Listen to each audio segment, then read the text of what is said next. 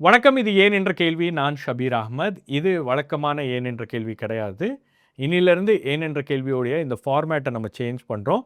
நம்ம கூட சிவப்பிரியன் இருக்காரு, டெக்கன் ஹெரால்டுடைய அசிஸ்டன்ட் எடிட்டர். அவரும் நம்மளோட தொடர்ந்து ஏன் என்ற கேள்வி ஷோவில் வரப்போகிறாரு. ஸோ இந்த ஷோவில் என்ன மாதிரி நம்ம டிசைன் பண்ணியிருக்கோம் அப்படின்னு பார்த்தீங்கன்னா, முதல்ல நான் மட்டுமே தனியாக ஒரு விஷயத்தை எடுத்து அனலைஸ் பண்ணி பேசுவேன். இப்போ நானும் சிவப்பிரியனும் டிஸ்கஸ் பண்ணுவோம். அது மட்டும் இல்லாமல் நிறைய கெஸ்ட்டை கொண்டு வந்து வெவ்வேறு டாப்பிக்கில் சில விஷயங்கள், இந்த வாரத்தில் நடந்த விஷயங்கள் தேசிய அளவில் இருந்தாலும் சரி, அதே போல் மாநில அளவில் இருந்தாலும் சரி, அந்த விஷயங்களை பற்றி பேசுவதற்கான ஒரு ஏற்பாடு தான் இது. ஏன்னா எலெக்ஷன்ஸ் வரப்போகுது. ஸோ நிறைய டாபிக்ஸ் இருக்கும், நிறைய டிஸ்கஷன்ஸ் இருக்கும். ஸோ சிவப்பிரியன் இன்னைக்கு காலையில் பீகார் எலெக்ஷன் சம்மந்தமாக கிட்டத்தட்ட 5 டிவி சேனல்ஸில் உட்காந்து பல யூடியூப் சேனல்ஸில் பேட்டி கொடுத்துட்டு நமக்காக வந்திருக்கிறார். ஸோ நம்ம வந்து இந்த ஷோவில் 2 முக்கியமான விஷயங்களை டிஸ்கஸ் பண்ண போகிறோம். ஒன், பீகார் எலெக்ஷனில் நடந்திருக்கக்கூடிய விஷயங்கள் என்ன, பிஜேபிக்கு கிடைத்திருக்கக்கூடிய ஒரு மிகப்பெரிய mandate. Nitish Kumar is still strong. அங்கே சுனாமி ஆமாம், வேவ் மாதிரிலாம் இல்லை, இது ஒரு வேவ் இல்லை, தாண்டி ஆமாம் அடித்து தள்ளிட்டார் அந்த எலெக்ஷனில். அது ஒன்று. ரெண்டாவது, தமிழ்நாட்டில் இருக்கக்கூடிய அரசியல் கட்சிகள் இந்த எஸ்ஐஆர் அப்படின்ற ஒரு விஷயத்தை எப்படி அணுகிறாங்க, எப்படி ப்ரிப்பேர் ஆகிட்டு இருக்காங்க அப்படின்றது. இன்னொரு டாபிக் வந்து தமிழ்நாடு கவர்மெண்ட் வந்து ஒரு ரெகுலர் டிஜிபி அப்பாயிண்ட் பண்ணுறதுல ஏன் இவ்வளவு காலதாமதம், அதில் எழுந்திருக்கக்கூடிய கேள்விகள், இதை பற்றி பேசுவதற்காக நம்மோட கெஸ்ட்லாம் ஜாயின் பண்ண இருக்காங்க. ஸோ அதுக்கு முன்னாடி ஒரு சின்ன reminder and request. News Minute Tamil and Newslaundry நாம் ஒரு கம்ப்ளீட் ஆட் ஃப்ரீ பிளாட்ஃபார்ம். எந்த விதமான அரசாங்க விளம்பரமோ அரசியல் கட்சிகளோட விளம்பரமோ நம்பி இயங்கக்கூடிய ஊடக நிறுவனங்கள் அல்ல. முழுக்க உங்களுடைய ஆதரவோடு இயங்கக்கூடிய ஊடக நிறுவனங்கள்.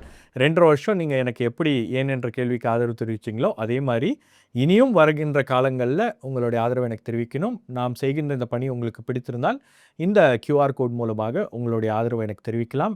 அது மட்டும் இல்லாமல் டிஸ்கிரிப்ஷனில் அந்த லிங்க் கொடுத்துருக்கேன், அதையும் கிளிக் பண்ணுங்கள், உங்களுடைய கான்ட்ரிபியூஷனை பண்ணுங்கள்.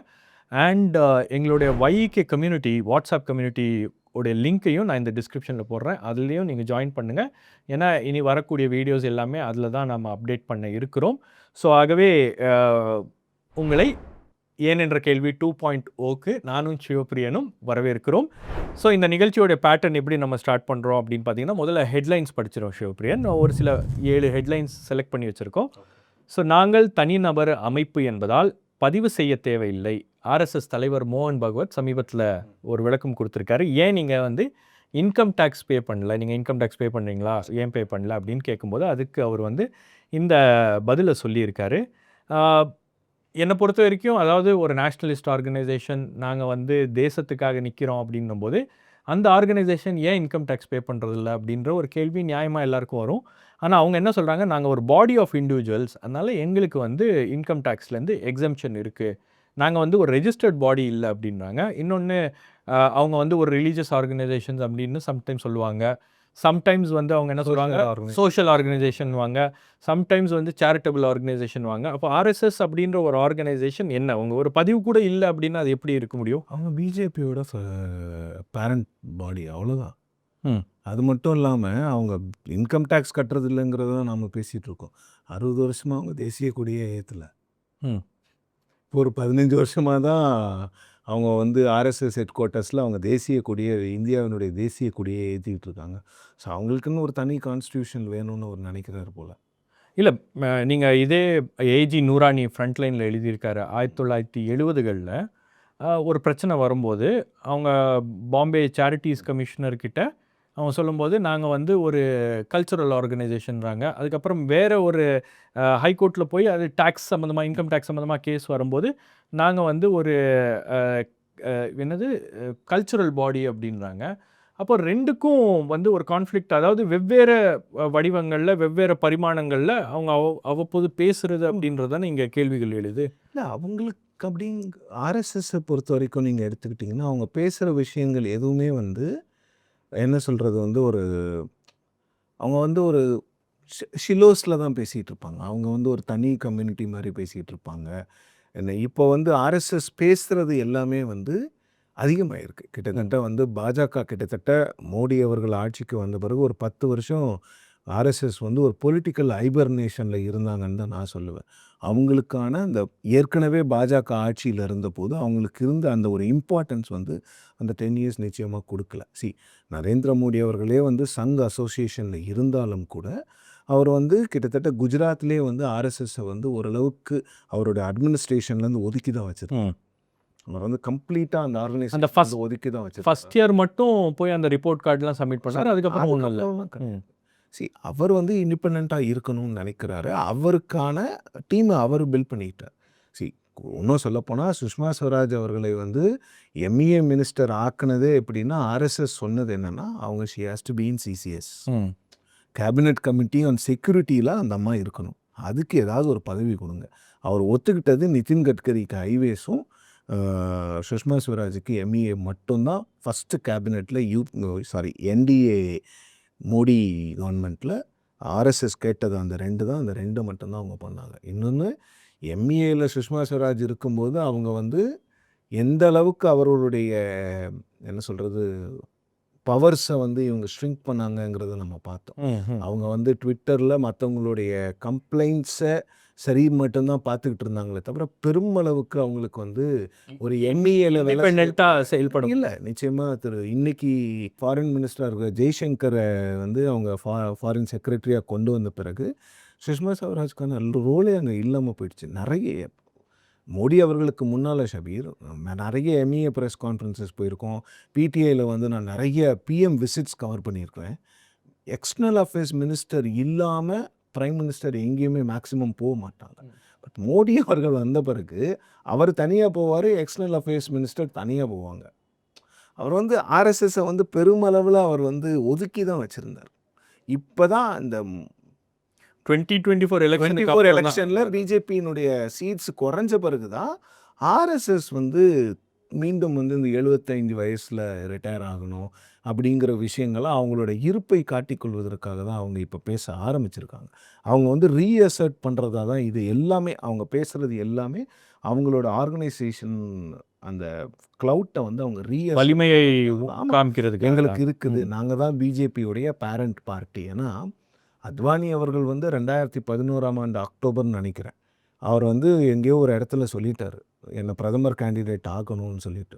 உடனே சம்மன் பண்ணாங்க அத்வானியை நாக்பூருக்கு போகிறாரு. போயிட்டு அவர் வந்து ஒரு யாத்திரா இந்தியா ஃபுல்லாக இன்னொரு யாத்திரா போனார். யாத்திரை போகிறதுக்கு முன்னால் ஆர்எஸ்எஸ்க்கு போயிட்டு அவர் வெளில வந்து என்ன தெரியுமா சொன்னார், 2014 தேர்தலுக்கு இன்னும் நேரம் இருக்குது, நேரம் வரும்பொழுது பிரதமர் கேண்டிடேட்டை அனௌன்ஸ் பண்ணுவாங்கன்னு சொல்ல வச்ச இயக்கம் ஆர்எஸ்எஸ். ஸோ ஸ்டில் பவர்ஃபுல் அப்படின்னு தான் நம்ம சொல்கிறோம். அவங்க தான் எல்லாத்தையும் வந்து பிஜேபியை அவங்க தான் கண்ட்ரோல் பண்ணுறாங்க அப்படின்றத நம்ம மறுக்க முடியாது. இன்னொரு முக்கியமான ஹெட்லைன், இது தமிழ்நாடு கவர்மெண்ட் வந்து இந்த பள்ளிக்கரணை மார்ஷ்லேண்ட் கேஸில் உயர்நீதிமன்றத்தில் சொன்னது, நாட்டிலேயே அதிக ராம்சார் நிலப்பகுதிகளை கொண்டது தமிழ்நாடு அப்படின்னு அரசு தரப்புலேருந்து அந்த வாதத்தை வச்சுருக்காங்க. குறிப்பாக 20 ராம்சார் சைட்ஸ் இருக்குது அப்படின்னு. ஆனால் இது ஒரு பெரிய பிரச்சனையாக மாறிக்கொண்டு இருக்கிறது. ஏன்னா உங்களுக்கு அந்த ராம்சார் சைட்டில் ஒரு தனியார் நிறுவனத்துக்கு நீங்கள் எப்படி கட்டுமானம் பண்ணுவதற்கு அலோவ் பண்ணீங்க அப்படின்ற அந்த கேள்வி தான். நிறைய விளக்கங்களை கொடுத்தாங்க. நாங்கள் இன்னும் அந்த பவுண்ட்ரிஸை வரையறுக்கலை அப்படின்னாங்க. நீங்கள் பவுண்ட்ரிஸு என்ன அப்படின்றதையே வரையறை செய்யாமல் அந்த பகுதிகளில் நீங்கள் எப்படி வந்து பர்மிஷன் கொடுத்தீங்க, பில்டிங் பர்மிஷன் கொடுத்தீங்க அப்படின்றதான கேள்வி. ப்ரைவேட்டுக்கு மட்டும் இல்லை சார், இந்த சதுப்பு நிலத்தில் சொல்லப்போனால் மார்ஷ்லேண்ட்ஸில் மிகப்பெரிய பிக்கஸ்ட் என்க்ரோச்சரே கவர்மெண்ட் தான். இன்றைக்கி பள்ளிக்கரணையில் என்ஐஓடியிலேருந்து எல்லா கவர்மெண்ட் இன்ஸ்டிடியூட்டும் இருக்கிற எல்லா கவர்மெண்ட் இன்ஸ்டிடியூட்டுமே மார்ஷ்லேண்டில் தான் இருக்குது. அப்போ முதல் என்க்ரோச்சரே நீங்கள் தான். அறப்போர் இயக்கம் ஜெயராம் வெங்கடேசன் அதுதான் சொல்லுவார், பிக்கஸ்ட் என்க்ரோச்சர் வந்து ஸ்டேட் கவர்மெண்ட் தான், வேறு யாருமே கிடையாது. முதல்ல நீங்கள் ப்ரைவேட்டுக்கு கொடுக்குறத விட்டுருங்க, நீங்கள் என்க்ரோச் பண்ணியிருக்கீங்க, அதுக்கெல்லாம் என்ன பதில்? இல்லைங்க, எந்த பதிலும் இல்லை, எல்லாம் நாங்கள் பார்த்துக்குறோம் அப்படின்ற மாதிரி. அவங்க எந்த தவறும் நடக்கலை அப்படின்றாங்களே. செம்மஞ்சேரி போலீஸ் ஸ்டேஷனே ஏரியில் தான் இருக்குங்க. இப்போ எந்த தவறும் நடக்கலை அப்படின்றது தான் அவங்க மாற்றி மாற்றி இப்படிலாம் சொல்கிறாங்க, பெருமைக்குரிய விஷயம் அப்படி. இவங்க என்ன நினைக்கிறாங்கன்னா, இந்த ராம்சர் சைட்ஸுங்கிறது ஒரு ரெகக்னிஷன், இந்த ரெகக்னிஷனை மட்டும் நம்ம வாங்கிக்கிட்டே இருந்தோம்னா போதும், அதை பாதுகாக்க வேண்டிய அவசியம்லாம் நமக்கு இல்லைன்னு அரசாங்கங்கள் நினைக்கிறது. அரசாங்கங்கள்னால் இந்த திமுக அரசு மட்டும் இல்லை, என்விரான்மெண்டலி கான்ஷியஸ் ஒரு கவர்மெண்ட்டாக யாருமே பெருசாக இல்லை. நம்ம என்ன பண்ணுறோன்னா நம்மளுடைய என்விரான்மெண்ட் கான்ஷியஸ்னஸ் எல்லாம் நம்ம என்ன பண்ணுறோன்னா வேறு மாதிரி ப்ராஜெக்ட்ஸ் இப்போ இந்த மாதிரி ஹவுசிங் ப்ராஜெக்ட்ஸோ இப்போ இல்லை இந்த மாதிரி மார்ஷ் லேண்டெல்லாம் நம்ம ப்ரொடெக்ட் பண்ணாமல் என்ன பண்ணுறோன்னா பரந்தூர் ஏர்போர்ட் ஸோ வந்து ஒரு பெரிய ஏர்போர்ட் வந்துச்சுன்னா அதை மட்டும் இது பண்ணுற மாதிரிலாம் இருக்குது. அப்படி கிடையாது. என்விரான்மெண்டல் கான்ஷியஸ் அப்படின்னா அதை வந்து நீங்கள் வந்து அதை வந்து ஒரு ப்ராப்பராக சேனல் பண்ணி அதை கொண்டு போகணும். எங்கெங்கெல்லாம் நீங்கள் வந்து கவர்மெண்ட், ஏன்னா பிக்கஸ்ட் என்க்ரோச்சர் வந்து கவர்மெண்ட் தான். எங்கே பார்த்தாலும் அவங்க தான் என்க்ரோச் பண்ணி வச்சுருப்பாங்க. இப்போ பள்ளிக்கரணை மொத்தமே சதுப்பு நிலம் தான். எவ்வளோ சதுப்பு நிலம் இருக்குது பள்ளிக்கரணையில். இன்னொன்று இதில் ரொம்ப என்ன சொல்கிறது, ஒரு அன்ஃபார்ச்சுனேட் திங் என்னென்னா இன்றைக்கி பள்ளிக்கரணையில் இருக்கிறது தான் நியூ மெட்ராஸ்ன்னு அங்கே இருக்கிறவங்களாம் பேசிக்கிறாங்க. இன்னொன்று என்னென்னா அங்கேருந்து ஐடி காரிடருக்கு போகிறதுக்கு ரொம்ப ஈஸியாக இருக்குது. இன்னொன்று பள்ளிக்கரணை, நீங்கள் மெட்ராஸில் கூட வீடு வாங்கிடலாம் ஷபீர், அவ்வளோ காஸ்ட்லிலாம் கிடையாது. பள்ளிக்கரணை, மேடவாக்கம், அப்புறம் வேளச்சேரி, இங்கெல்லாம் நீங்கள் வீடு வாங்குறது தான் இப்போ வந்து குதிரை கொம்பு மாதிரி இருக்குது. ஸோ அவங்க சொல்லுவாங்க, இங்கே இவ்வளோ ஐடி கம்பெனிலாம் இருக்குது, இவ்வளோ லேண்டை காலியாக வச்சுட்டு இருக்காங்க, இங்கெல்லாம் பில்டிங் பர்மிஷன் கொடுக்க மாட்டாங்களா அப்படின்வாங்க. ஸோ அடுத்த செய்தி வந்து தாவேகா மீது அவதூறு பரப்புவதாக விஜய் குற்றச்சாட்டு. அதாவது திரு உதயநிதி ஸ்டாலின் அவர்கள் சமீபத்தில் இந்த திமுகவுடைய 75வது ஆண்டு நிகழ்ச்சியில் யார் அந்த பேசினாங்க அதை சொன்னாரா விஜய்? இல்லை, அதான் யார் அப்படின்னு சொல்லாமல் இவரும் பேர் சொல்ல இவர் வந்து ஒரு அட்டைக்கத்தி மாதிரி வந்து அதை இது பண்ணாங்க. அட்டையில் பண்ண தாஜ்மஹால் அப்படின்லாம் வந்து சில ஓமைகளை வச்சு அவர் பேசினார். அதுக்கு இவங்களும் பதில் சொல்கிறது வந்து பொழுதோறும் நீங்கள் அவதூறு தான் பரப்புறீங்க அப்படின்னு. இவங்களும் பாப்பா பவளவிழா பாப்பா அப்படின்லாம் வந்து இவங்களும் பேர் சொல்லாமல் சொல்கிறாங்க. இது ரொம்ப வித்தியாசமாக இருக்குல்ல. நீங்கள் முதல்ல திமுகவை டைரெக்டாக நீங்கள் அட்டாக் பண்ணதோ டீல் இருக்கோ, நானும் பேர் சொல்ல மாட்டேன், நீயும் பேர் சொல்லாத, பேச்சு பேச்சாக தான் இருக்கணும். வடிவேலு கதை மாதிரி இந்த பேச்சு பேச்சாக தான் இருக்கணும். இந்த கோட்டை தாண்டி நீயும் வரக்கூடாது, அந்த கோட்டை தாண்டி நானும் வரமாட்டேன்னு. உதயநிதி பேர் சொல்லலை, ஓகே. அப்போ நீங்கள் என்ன சொல்கிறீங்க, திமுகவுக்கு எங்கள் மேலே பயங்கரமான ஒரு பயம் இருக்குது, ஒரு பீதி இருக்குன்றீங்க. அவர் பீதியில் சொல்லிட்டாரு, நீங்கள் பேர் சொல்ல வேண்டியது, நீங்கள் தான் தைரியமான ஆளாச்சு. தைரியமான ஆள்லாம் இருக்காங்க அந்த அந்த இதில். ஏன்னா பொதுக்குழுவில் பேச நாட்கள்லாம் வந்து இல்லை சார், அறிக்கை ட்விட்டரில் மட்டுமே கொடுத்துருக்குற அவ்வளோ பெரிய அறிக்கையில் நான் வந்து ஜூம் எல்லாம் பண்ணி திமுக பேர் இருக்கான்லாம் பார்க்குறேன். திமுக பேரும் இல்லை, யார் பேரும் இல்லை. ஸோ இது யாருக்கான அறிக்கை அப்படின்றது தெரியாது. அது வெறும் அந்த 3 வார்த்தைகள் போட்டாங்களா, பவளவிழா பாப்பா, பவளவிழா பாப்பா. அதெல்லாம் ரைமிங்காக நல்லா தான் இருக்குது, பார்க்குறதுக்கெலாம் நல்லா தான் இருக்குது. ஸோ நீங்கள் வந்து ஒரு ஸ்டாண்ட் எடுக்கணும். நீங்கள் உதயநிதியை ஏன் கிரிட்டிசைஸ் பண்ண மாட்டேங்க? அவர் உங்களை தான் பண்ணார், அவங்களுக்கு பயம்னு வச்சுப்போம், அப்போ உங்களுக்கும் பயமா? நெக்ஸ்ட் ஹெட்லைன், சாலைகள் குண்டும் குழியுமாக காணப்படுவதால் பொதுமக்கள் அவதி. இதை பற்றி நம்ம என்ன சொல்கிறதுன்னு தெரியலையே. ஏன்னா நீங்கள் இருக்கிறதுலையே இப்போ இந்தியன் எக்ஸ்பிரஸில் ஒரு ஃபோட்டோ போட்டிருந்தாங்க. ரொம்ப மோசமான நிலையில் தான் சாலைகள் இருக்குது. ஏன்னா நீங்கள் வந்து இந்த சாலைகள் குண்டும் குழியுமா இருக்குன்னு பேசுகிறீங்க. நான் தினமும் 8 கிலோமீட்டர் சாலையில் வர்றேன்னா நான் எதில் வர்றேன்னு எனக்கு தெரிய மாட்டேங்குது. ஆர்காட் ரோட்டில் ரோடே இல்லை, எப்படியோ வந்துட்டு இருக்கோம். குண்டும் குழியில் நீங்கள் வந்து போகிறீங்க, அது என்னன்னே தெரியாது எனக்கு. ரோடு தாறு தெரிய மாட்டேங்குது, பாதி இடத்துல மண்ணாக இருக்குது. ஆட்டோஸ் வராங்க, தினமும் இடுப்பு வலி வருது, தினமும் கழுத்து வலி வருது. தினமும் 10 கிலோமீட்டர் போரூர்லேருந்து நான் நுங்கம்பாக்கம் வரும்போது அந்த ஆர்காட் ரோட்டில் ரோடே இல்லை. ஸோ இவங்க என்ன பண்ணுறாங்க, திடீர்னு இந்த மாதிரி பேட்ச் ஒர்க் பண்ணுவாங்க. பேட்ச் ஒர்க் பண்ணோடனே இன்னொரு மழை வந்தால் அந்த பேட்ச் ஒர்க்கும் அடிச்சுட்டு போயிடுது. வெறும் பேட்ச் ஒர்க்கில் மட்டும்தான் போயிட்டுருக்கா? இல்லை ஷபீர், இது என்னன்னா நீங்கள் மெட்ரோக்கு தேவைன்னு சொல்லிட்டு நீங்கள் ரோடை வந்து அந்த ரோடு வந்து மெட்ரோ கன்ஸ்ட்ரக்ஷனால் ஸ்பாயில் ஆகுது. அப்போ நீங்கள் என்ன பண்ணோன்னா மெட்ரோவை வச்சு அந்த ரோடை அட்லீஸ்ட் ஒரு மெயின்டைனபிள் பொசிஷன்லையாவது வச்சுருக்கணும். அது வந்து எனக்கு வந்து கம்யூட்டபிள் லெவல்லையாவது அந்த ரோடு இருக்கணும். அது கம்யூட்டபிளே இல்லாமல் நான் வந்து நடந்து வரும்போது எனக்கு வந்து என்னால் வந்து அந்த குண்டும் குழியுமா நடக்கவே முடியல அந்த ரோட்டில், ஆர்காட் ரோட்டில். அந்த மாதிரி பல ரோட்ஸ் இருக்குது. நான் ஏன் ஆர்காட் ரோடை சொல்கிறேன்னா அது one of the major roads. வடபழனியும் போரூரையும் கனெக்ட் பண்ணுற ஒரு ரோடு. ஸோ அந்த ரோட்டில் நீங்கள் மெட்ரோ கன்ஸ்ட்ரக்ஷனுக்காக நீங்கள் ரோடை குண்டும் குழியுமா தோண்டி வச்சு தாரே இல்லாமல் எங்கே பார்த்தாலும் வந்து அந்த ஆட்டோ வர்றதே வந்து ஆட்டோ அட்லீஸ்ட் ஓகே. இந்த 2 வீலரில் ஒரு நாள் மழை பெய்யும் போது ஒரு லேடி வந்து எனக்கு முன்னால் அவங்க போகிறாங்க, அவங்களுக்கு தெரியல அங்கே ஒரு பள்ளம் இருக்குன்னு சொல்லிட்டு. நல்ல வேளை அவங்க ஸ்லோவாக போனாங்க, இல்லைன்னா அவங்க விழுந்திருப்பாங்க. ஸோ அந்த மாதிரி நிறைய ரோட்ஸ் வந்து உள்ளுக்குள்ளே வந்து இப்போ முகலிவாக்கம், கருகம்பாக்கம்லாம் போனீங்கன்னா ரோடே கிடையாது. மடிப்பாக்கம்லாம் வந்து இன்னும் இன்டீரியர் மடிப்பாக்கம் இந்த side ல ரோட்ஸ்லாம் நீங்க மோசமா இருக்குன்றாங்க. போரூர் சைடில் பார்த்தீங்கன்னா முகலிவாக்கம், கெருகம்பாக்கம் இந்த ஏரியாஸ்லலாம் ரோடே கிடையாது. குளப்பாக்கம் இங்கெல்லாம் ரோடே இல்லை. இப்போ குண்டும் குழியுமா இருப்பது தான் சாலைகள் அப்படி இந்த மாதிரி குண்டும் குழியுமாக இல்லாமலும் சாலைகள் இருக்கிறது. என்ன நல்ல சாலைகள் இல்லை. குண்டு குழி கூட தெரியாம இருக்கிற சாலைகள்லாம் சென்னையில் இருக்குது. ஓகே, அதை விட மோசமா அதை விட மோசமாக இருக்கிறது. சரி, அடுத்த ஹெட்லைன் வந்து திருப்பதி தேவஸ்தானத்தில் 5 வருடமாக கலப்பட நெய் பயன்பாடு, ஒருவர் கைது. சிபிஐ உடைய விசாரணையில் இது கண்டுபிடிக்கப்பட்டிருக்கு. ரொம்ப ஷாக்கிங்காக இருக்காது ஆக்சுவலாக. நீங்கள் கலப்பட நெய் மற்ற விஷயங்கள்லாம் வந்து ஏதாவது இந்த மாதிரி நடந்துருச்சுன்னா பெரிய பிரச்சனை ஆக்கிடுவாங்க. பட் இது ஆந்திரா அப்படின்றதுனால பிஜேபியோ மற்றவர்களோ இதை பெருசாக ஹைலைட் பண்ணல, அல்லது இந்த இந்த விஷயத்தை கையில் எடுக்கலன்னு நினைக்கிறீங்களா? லாஸ்ட் இயர் எடுத்து கொஞ்சம் பேக் ஃபயர் தானே ஆச்சு. அதனால கொஞ்சம் ரொம்ப காஷியஸாக இருக்கிறாங்களோ அப்படின்னு. இது வந்து இன்னொன்று வந்து இது ரொம்ப சென்சிட்டிவாக ஹேண்டில் பண்ண வேண்டிய ஒரு விஷயம். இந்த திருப்பதி லட்டுங்கிறது வந்து ஹிந்துஸ்க்கு எல்லாருக்குமே அது வந்து ரொம்ப சேக்ரடான ஒரு விஷயம். அதை காலில் ஷூ போட்டிருக்கும் போது தொட மாட்டாங்க. வீட்டில் ஏதாவது நான்வெஜ் சாப்பிட்ருந்தா அன்றைக்கி தொட மாட்டாங்க. அந்த மாதிரிலாம் ரொம்ப ஒரு சம்பிரதாயத்தோடு பார்க்கப்படுகின்ற ஒரு விஷயம். ரொம்ப சென்சிட்டிவாக ஹேண்டில் பண்ணோம். பட் இதை பொலிட்டிசைஸ் தான் பிஜேபி லாஸ்ட் இயர் பண்ணாங்க. இப்போவும் அதை வந்து ஒரு எஸ்ஐடி மூலமாக அதை லீக் பண்ணுறது அது போன்ற விஷயங்களை தான் பண்ணிகிட்டு இருக்காங்க. ஸோ இதில் வந்து என்ன பிரச்சனை, யார் இதில் வந்து ஒய்எஸ்ஆர் காங்கிரஸ் தான் இதை பண்ணாங்க, இவங்க தான் பண்ணாங்கன்னு இல்லாமல், அப்போ என்ன பண்ணணும்னா நீங்கள் அதுக்கு நெய்க்கு கொடுக்க வேண்டிய விலையை நீங்கள் அதிகரிக்கணுமா அப்படிங்கிற கோணத்தில் தான் பார்க்கணும். TTD is not a deficit trust and பணம் சர்ப்ளஸ் ட்ரஸ்ட். அவங்கக்கிட்ட எவ்வளோ பணம் இருக்குன்னா கிட்டத்தட்ட ஒரு பாண்டிச்சேரி மாதிரி ஒரு கவர்மெண்ட்டுக்கு போட வேண்டிய பட்ஜெட் காசை அவங்க வச்சுருப்பாங்க, அவங்கக்கிட்ட இருக்குது. ஸோ அப்போ நீங்கள் எவ்வளவு ஸ்பெண்ட் பண்ணலாம், இன்னும் எக்ஸ்ட்ரா ஸ்பெண்ட் பண்ணால் பெட்டர் குவாலிட்டி கீ கிடைக்குமாங்கிறது தான் அவங்க பார்க்க. இது பொலிட்டிசைஸ் பண்ணுறதெல்லாம் விட்டுட்டு திருப்பதி தேவஸ்தானத்திற்கு வருகிற பக்தர்களுடைய பக்தி அல்லது அவங்களுடைய நம்பிக்கை எந்த இடத்துலையும் வந்து பாதிக்கப்படாமல் குலைக்கப்படாமல் இருக்கிறதுக்கான வேலைகளை இவங்க தான் பார்க்கணும். ஏற்கனவே இருந்தவங்களை பற்றி குறை சொல்லிக்கிட்டே ரொம்ப நாளைக்கு இருக்க முடியாது. இப்போ நீங்கள் பதவியில் இருக்கும்போது நீங்கள் என்ன பண்ணணும், அதில் வந்து அந்த மாநிலத்தினுடைய துணை முதல்வர் வந்து சனாதனத்தை காப்பாற்றுகிறேன் தமிழ்நாட்டுக்கெலாம் வந்து போனார். அவர் இன்னும் இதை பற்றி என்ன பேசினாருன்னு தெரியல.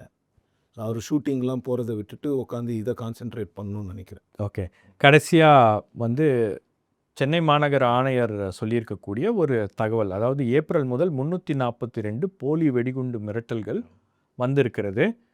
உண்மையிலேயே அதாவது பத்திரிகையாளர்களுக்கு வந்திருக்கு, ஸ்கூல்ஸ்க்கு வந்திருக்கு, நிறைய நடிகர்களுக்கு வந்திருக்கு, நடிகர்களுக்கு வந்திருக்கு, பிரபலமான ஆட்கள் யார் யார் இருக்காங்களோ அவங்களுக்குலாம் வந்திருக்கு. அதாவது காவல்துறையிட்ட நம்ம பேசும்போது என்ன சொல்கிறாங்கன்னா, இந்த வாரம் யார் ட்ரெண்டிங்கில் இருக்காங்களோ செய்தியில் அவங்களுக்கெல்லாம் வெடிகுண்டு மிரட்டல் வந்துடும். ஏதோ ஒரு வகையில் அது பண்ணக்கூடிய நபர்களும் அவங்களும் சொஃபிஸ்டிகேட்டட் ஆகிட்டாங்க. இமெயிலில் தான் அனுப்புகிறாங்க. ஆமாம்மா, அதான் ஃபோனில். இன்னொன்று விபிஎன் இமெயில், அது ட்ரேஸ் பண்ண முடியலன்றாங்க. ஒரு காவல்துறை அதிகாரி பேசும்போது சொன்னது என்னென்னா, அந்த பாம்பு ஸ்குவாடில் இருக்கிறவங்களுக்கு முன்னாடிலாம் வந்து பெரிய அளவில் இந்த மாதிரி இதெல்லாம் இருக்காது. இப்போ ஒரு நாளைக்கு வந்து அவங்களுக்கு இந்த மாதிரி வந்து நூற்றுக்கணக்கான இமெயில்ஸ் கால்ஸ்லாம் வருது அப்படின்னும் போது அவங்களுடைய பணி சுமை அப்படின்றது ரொம்ப கடுமையாயிருச்சு.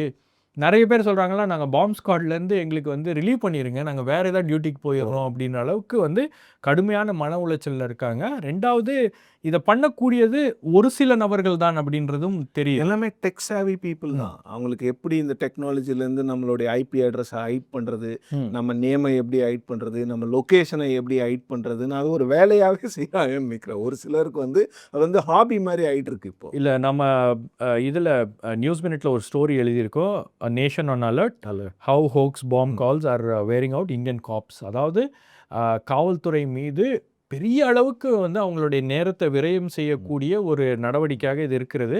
ஒரு நாள் கமிஷன் ஆஃபீஸ்க்கு போயிட்டு வரும்போது தான் உங்களுக்கு வந்து இந்த பாம்ப் த்ரெட்ஸ் அப்படின்னு ஒருத்தர் ஒரு புக் எடுத்துகிட்டு போகிறார். இவ்வளோ பெரிய புக்கு. அப்போ அன்னைக்கு நாளைக்கு மட்டும் வந்ததா அல்லது அந்த வாரத்தில் வந்ததான்னு தெரியல, பட் இவ்வளோ பெரிய புக்கு. அப்போது இது செய்திகளில் வரும்போது கூட அந்த த்ரெட்டை அனுப்புகிறாங்க இல்லையா, அந்த த்ரெட் இமெயில்ஸ்லாம் அனுப்புகிறாங்க இல்லையா, அவங்களுக்குலாம் வந்து அது ஒரு உற்சாகமாகிட்டு அதை வந்து தொடர்ந்து அவங்க செய்கிறாங்களா? அட்டென்ஷன் சீக்கிங், நம்மளால் இது நடந்திருக்கு அப்படிங்கிற மாதிரி ஒரு அவங்களெல்லாம் வந்து you have to take them to counselling அந்த மாதிரி விஷயங்களை இல்ல பிடிச்சாதானே இப்போ அதுதான் பெரிய பிரச்சனை. பிடிக்க முடியல அப்படின்றாங்க. அந்த ஜிஷா சூர்யா இந்த விஷயத்த வந்து அவங்க ரொம்ப டீட்டெயில்டாக எழுதியிருக்காங்க. நீங்கள் அந்த ஸ்டோரியை படிங்க. காவல்துறை தரப்பில் என்ன சொல்கிறாங்க, அவங்களுக்கு வந்து இது எவ்வளோ பெரிய ஒரு தொந்தரவாக இருக்கிறது, பொதுமக்களுக்கு இது எவ்வளோ பெரிய தொந்தரவு. இப்போ நீங்கள் ஸ்கூலுக்கு அனுப்புறீங்க பசங்களை, ஸ்கூல்லேருந்து உங்களுக்கு வந்து ஏர்போர்ட்ஸ்க்கு வருது, ஏர்போர்ட்ஸ்க்கு வருது. சில பேர்லாம் வந்து எக்ஸாம் கேன்சல் பண்ணணுன்றதுக்காக மாணவர்களை இந்த மாதிரி பண்ணுறாங்க. இந்த மாதிரி நிறைய பிரச்சனைகள் இதெல்லாம் அந்த ஒரு 10-20 வருஷத்துக்கு முன்னால் மாணவர்கள் ஃபோன் பண்ணி, அப்போல்லாம் லேண்ட்லைன் இருக்கும், அப்போ ஃபோன் பண்ணி பண்ணுவாங்க. இப்போ வந்து இப்போவும் அது போன்ற விஷயங்களை பண்ணுறாங்க அப்படிங்கிறது வந்து ரொம்ப என்ன சொல்கிறது, சர்ப்ரைசிங்காக தான் இருக்குது. ஓகே, ஸோ இதோட அந்த ஹெட்லைன்ஸ் முடிஞ்சிருச்சு. த டாபிக் ஆஃப் த டே, பீகார் தேர்தல் முடிவுகள். ஒரு சுனாமி போல என்டிஏ கூட்டணி பீகாரில் வெற்றி பெற்றிருக்கிறது. பெரிய அளவுக்கு அவங்களுடைய நம்பர்ஸ் அப்படின்றது கிடைத்திருக்கிறது. பிஜேபிக்கும் நம்பர்ஸ் நல்லா கிடைச்சிருக்கு. அதே போல் ஜேடியு அவங்க எதிர்பார்த்தது என்னென்னா, இந்த முறை நிதிஷ்குமாரை எப்படியாச்சும் வந்து நம்ம கொஞ்சம் கம்மியான சீட்ஸ் வந்துச்சுன்னா நிதிஷ்குமாரை நம்ம கண்ட்ரோலில் கொண்டு வந்துடலான்னாங்க. But Nitish Kumar has proved that he is the undisputed leader of Bihar. அதாவது பீகாருடைய மக்கள் விரும்பக்கூடிய முதலமைச்சர், மக்கள் விரும்பக்கூடிய தலைவர் நிதிஷ்குமார் தான் அப்படின்றத அவர் மீண்டும் எஸ்டாப்ளிஷ் பண்ணியிருக்காரு. ஸோ இந்த தேர்தல் முடிவுகள் அப்படின்றது இந்தியா முழுவதும் ஒரு மிகப்பெரிய தாக்கத்தை ஏற்படுத்தியிருக்கும். காரணம் என்னென்னா, இதுக்கு முன்னாடியே நான் ஏனென்ற கேள்வியில் கூட பேசியிருக்கேன். எஸ்ஐஆர் பிறகு நடக்கக்கூடிய ஒரு தேர்தல் அப்படின்னும் போது, ஃபர்ஸ்ட் எலெக்ஷன் போது இது தேர்தலில் என்ன மாதிரியான தாக்கத்தை ஏற்படுத்தி இருக்கிறது அப்படின்னு இதை பற்றி பேசுவதற்காக நம்மோடு விழுப்புரத்துடைய நாடாளுமன்ற உறுப்பினர் திரு ரவிக்குமார் அவர்கள் இணைந்துள்ளார். வணக்கம் சார். இந்த மாதிரி ஒரு ரிசல்ட்ஸ் வரும் அப்படின்னு நீங்க எதிர்பார்த்தீங்களா? ஒரு க்ளோஸ் கான்டெஸ்ட் இருக்கும் அப்படின்றது எல்லோருடைய எதிர்பார்ப்பா இருந்திருக்கும். பட் இந்த அளவுக்கு ஒரு முடிவுகள் வரும்னு எதிர்பார்த்தீங்களா? ஆமா, நான் வந்து பிஜேபி ஜேடியு கூட்டணிங்கிறது வந்து ஒரு பெரிய வெற்றியை பெறும் அப்படின்னு தான் எதிர்பார்த்தேன். இவங்க வந்து ஆர்ஜேடி காங்கிரஸ் வந்து அங்கே ஒரு பெரிய அளவில் அவங்க ஒரு ஃபைட்டே கொடுத்தா மாதிரி தெரியல. அதாவது தேர்தல் நடக்கிறதுக்கு முன்னையே வந்து அது மாதிரியான ஒரு நிலைமை வந்துடுச்சு. அதனால எலெக்ஷன் ரிசல்ட்டு வந்து இப்படி தான். ஆனால் இவ்வளவு சீட்டு நம்பரை வந்து ப்ரிடிக்ட் பண்ணதில் நம்ம வந்து பிஜேபி ஜேடியுக்கு கொஞ்சம் கம்மியாக இருந்தாலும் அவங்க வந்து பெரிய வெற்றியை பெறுவாங்க அப்படி தான் நான் எதிர்பார்த்தேன். அதுக்கு காரணம் வந்து 2-3 விஷயங்கள் இருக்கு. ஒன்று வந்து எலெக்ஷன் கமிஷன் தான் இதில் வந்து மெயின் பிளேயர். அவங்க வந்து இந்த எஸ்ஐஆர் மூலமாக அவங்க டார்கெட்டடாகவே வந்து இந்த ஆர்ஜேடி காங்கிரஸுக்கு ஓட்டு போடுறவங்கள அவங்க டார்கெட் பண்ணி அந்த இதில் இருந்து விளக்குனாங்க. இது வந்து வெளிப்படையாக தெரிஞ்சது. அதில் எலெக்ஷன் கமிஷன் கொஞ்சம் கூட ஒளிவு மறைவே இல்லை. அவங்களுக்கு எந்த தயக்கமும் இல்லை. அவங்க வந்து இன்னைக்கு உச்ச நீதிமன்ற நீதிபதிகளோ அல்லது பிரதமரோ கூட இவ்வளவு போல்டா ஒரு அநீதியை செய்ய முடியுமான்னு தெரியல. ஏன்னா அவங்களுக்கு கொடுத்துருக்க அந்த இம்யூனிட்டி, இப்போ புதுசாக பிஜேபி அரசாங்கம் எந்தவித விவாதமும் பாராளுமன்றத்தில் செய்யாமல் அந்த தேர்தல் ஆணையர் நியமனம் பற்றி கொண்டு வந்த சட்டம் அவங்களுக்கு வந்து எந்த கோர்ட்லேயும் அவங்கள வழக்கு தொடுக்க முடியாது அப்படிங்கிற ஒரு பாதுகாப்பை வந்து கொடுத்துருக்கு. அதனால இன்னைக்கு தலைமை தேர்தல் ஆணையர் தான் இந்தியாவிலேயே ஒரு பவர்ஃபுல்லான பர்சன் சொன்னால் அது அமித்ஷா, மோடி இல்லை. அவங்கள விட தலைமை தேர்தல் ஆணையர் தான் இன்னைக்கு சட்டபூர்வமான ஒரு அதிகாரம் கொண்ட ஒரு நபராக இருக்கிறார். அவர் வந்து தன்னுடைய அதிகாரத்தை எந்த அளவுக்கு துஷ்பிரயோகம் பண்ண முடியுமோ அந்த அளவுக்கு விசிட் பண்றாரு. அதுல பாத்தீங்கன்னா எலிஜிபிள் ஓட்டர்ஸ் முதல்ல சொன்னாங்க 81 lakh ஓட்டர்ஸ் வந்து லெஃப்ட் அவுட் அந்த எஸ்ஐஆர் அந்த இதுல. அதுக்கப்புறம் சுப்ரீம் கோர்ட்ல போனா சுப்ரீம் கோர்ட் வந்து அதை வந்து ஒரு மாதிரி ஏதோ ஒரு அவங்க ஆதாரையும் எடுத்துங்க அப்படின்னு சொல்லி சொன்னாங்களே தவிர இந்த விஷயத்த அவங்க சீரியஸாவே எடுத்துக்கல. அவங்களுக்கு சீரியஸா அதனுடைய சீரியஸ்னஸ் அவங்களுக்கு தெரியாதுன்னு இல்லை. ஆனால் என்ன உச்ச நீதிமன்றம் அப்படி வந்து பிகேவ் பண்ணிட்டு இருக்காங்க. அதுல அவங்களுக்கு இன்னும் எம்போல்டன்ட் ஆயிட்டாரு வந்து நம்ம தலைமை தேர்தல் ஆணையர். அதனால என்ன பண்ணாங்க, அதுக்கப்புறமும் பார்த்தீங்கன்னா அவங்க வெளியிட்ட ஃபைனல் ரோல் அதுல என்னென்ன லேப்சஸ் இருக்குன்னு சொல்லிட்டு யோகேந்திர யாதவ் அவங்க டீம் எல்லாம், அதே மாதிரி ரிப்போர்ட்டர்ஸ் கலெக்டிவ், அவங்க எல்லாருமே எக்ஸ்போஸ் பண்ணாங்க. ஆனா அதை பத்தி அவர் ஒண்ணுமே இல்லை. ஆனா அது மாதிரி ஒண்ணு இல்லவே இல்லைங்கிற மாதிரி, இது ரொம்ப ஃபுல் ப்ரூஃப், நாங்க எல்லாம் பியூரிஃபை பண்ணிட்டோம் அந்த லிஸ்ட்டை அப்படின்னு சொல்லிட்டு, அதுல பார்த்தீங்கன்னா அதுக்கப்புறம் அந்த 65 லட்சம் முதல்ல இவங்க வந்து எக்ஸ்க்ளூட் ஆச்சுன்னு சொல்லி புகார் வந்தது. அதுக்கெல்லாம் அதை பண்ணி இந்த ஆதார் இதெல்லாம் வந்ததுக்கப்புறம் அப்படியும் பார்த்தா கிட்டத்தட்ட 47, 48 லட்சம் வந்து அதுக்கப்புறமும் எக்ஸ்க்ளூட் ஆயிடுச்சுங்கிறத சுப்ரீம் கோர்ட்லேயே ஃபைல் பண்ணியிருக்காங்க. இப்போ கேஸ் அந்த சுப்ரீம் கோர்ட்ல இருக்கு. ஸோ இது வந்து ஒரு மேஜர் ஆபரேஷன். ஏன்னா போன 2020 தேர்தலில் வந்து இவங்க எவ்வளவு வாக்கு வித்தியாசத்துல ஆர்ஜேடி வந்து எந்தெந்த தொகுதியில ஜெயிச்சுது, மற்ற ஆர்ஜேடி கூட்டணி கட்சிகள் இது எல்லாத்தையுமே வந்து அந்த மார்ஜினையும் காலி பண்ற மாதிரி அங்க வந்து ஆட் பண்றது அல்லது டெலீட் பண்றது, இந்த வேலையை வந்து இவங்க பண்ணிக்கிட்டாரு. எலெக்ஷன் கமிஷன் பண்ணி கொடுத்துருச்சு அவங்களுக்கு. ஸோ இது வந்து முன்னையே வந்து அவங்களுக்கு அந்த ஃபீல்டை வந்து அவங்களுக்கு ஃபேவரபுளா எலெக்ஷன் கமிஷன் மாற்றி விட்டுட்டாங்க. ஸோ அதுக்கப்புறம் தான் இப்போ தேர்தலை கண்டக்ட் பண்ணுறாங்க.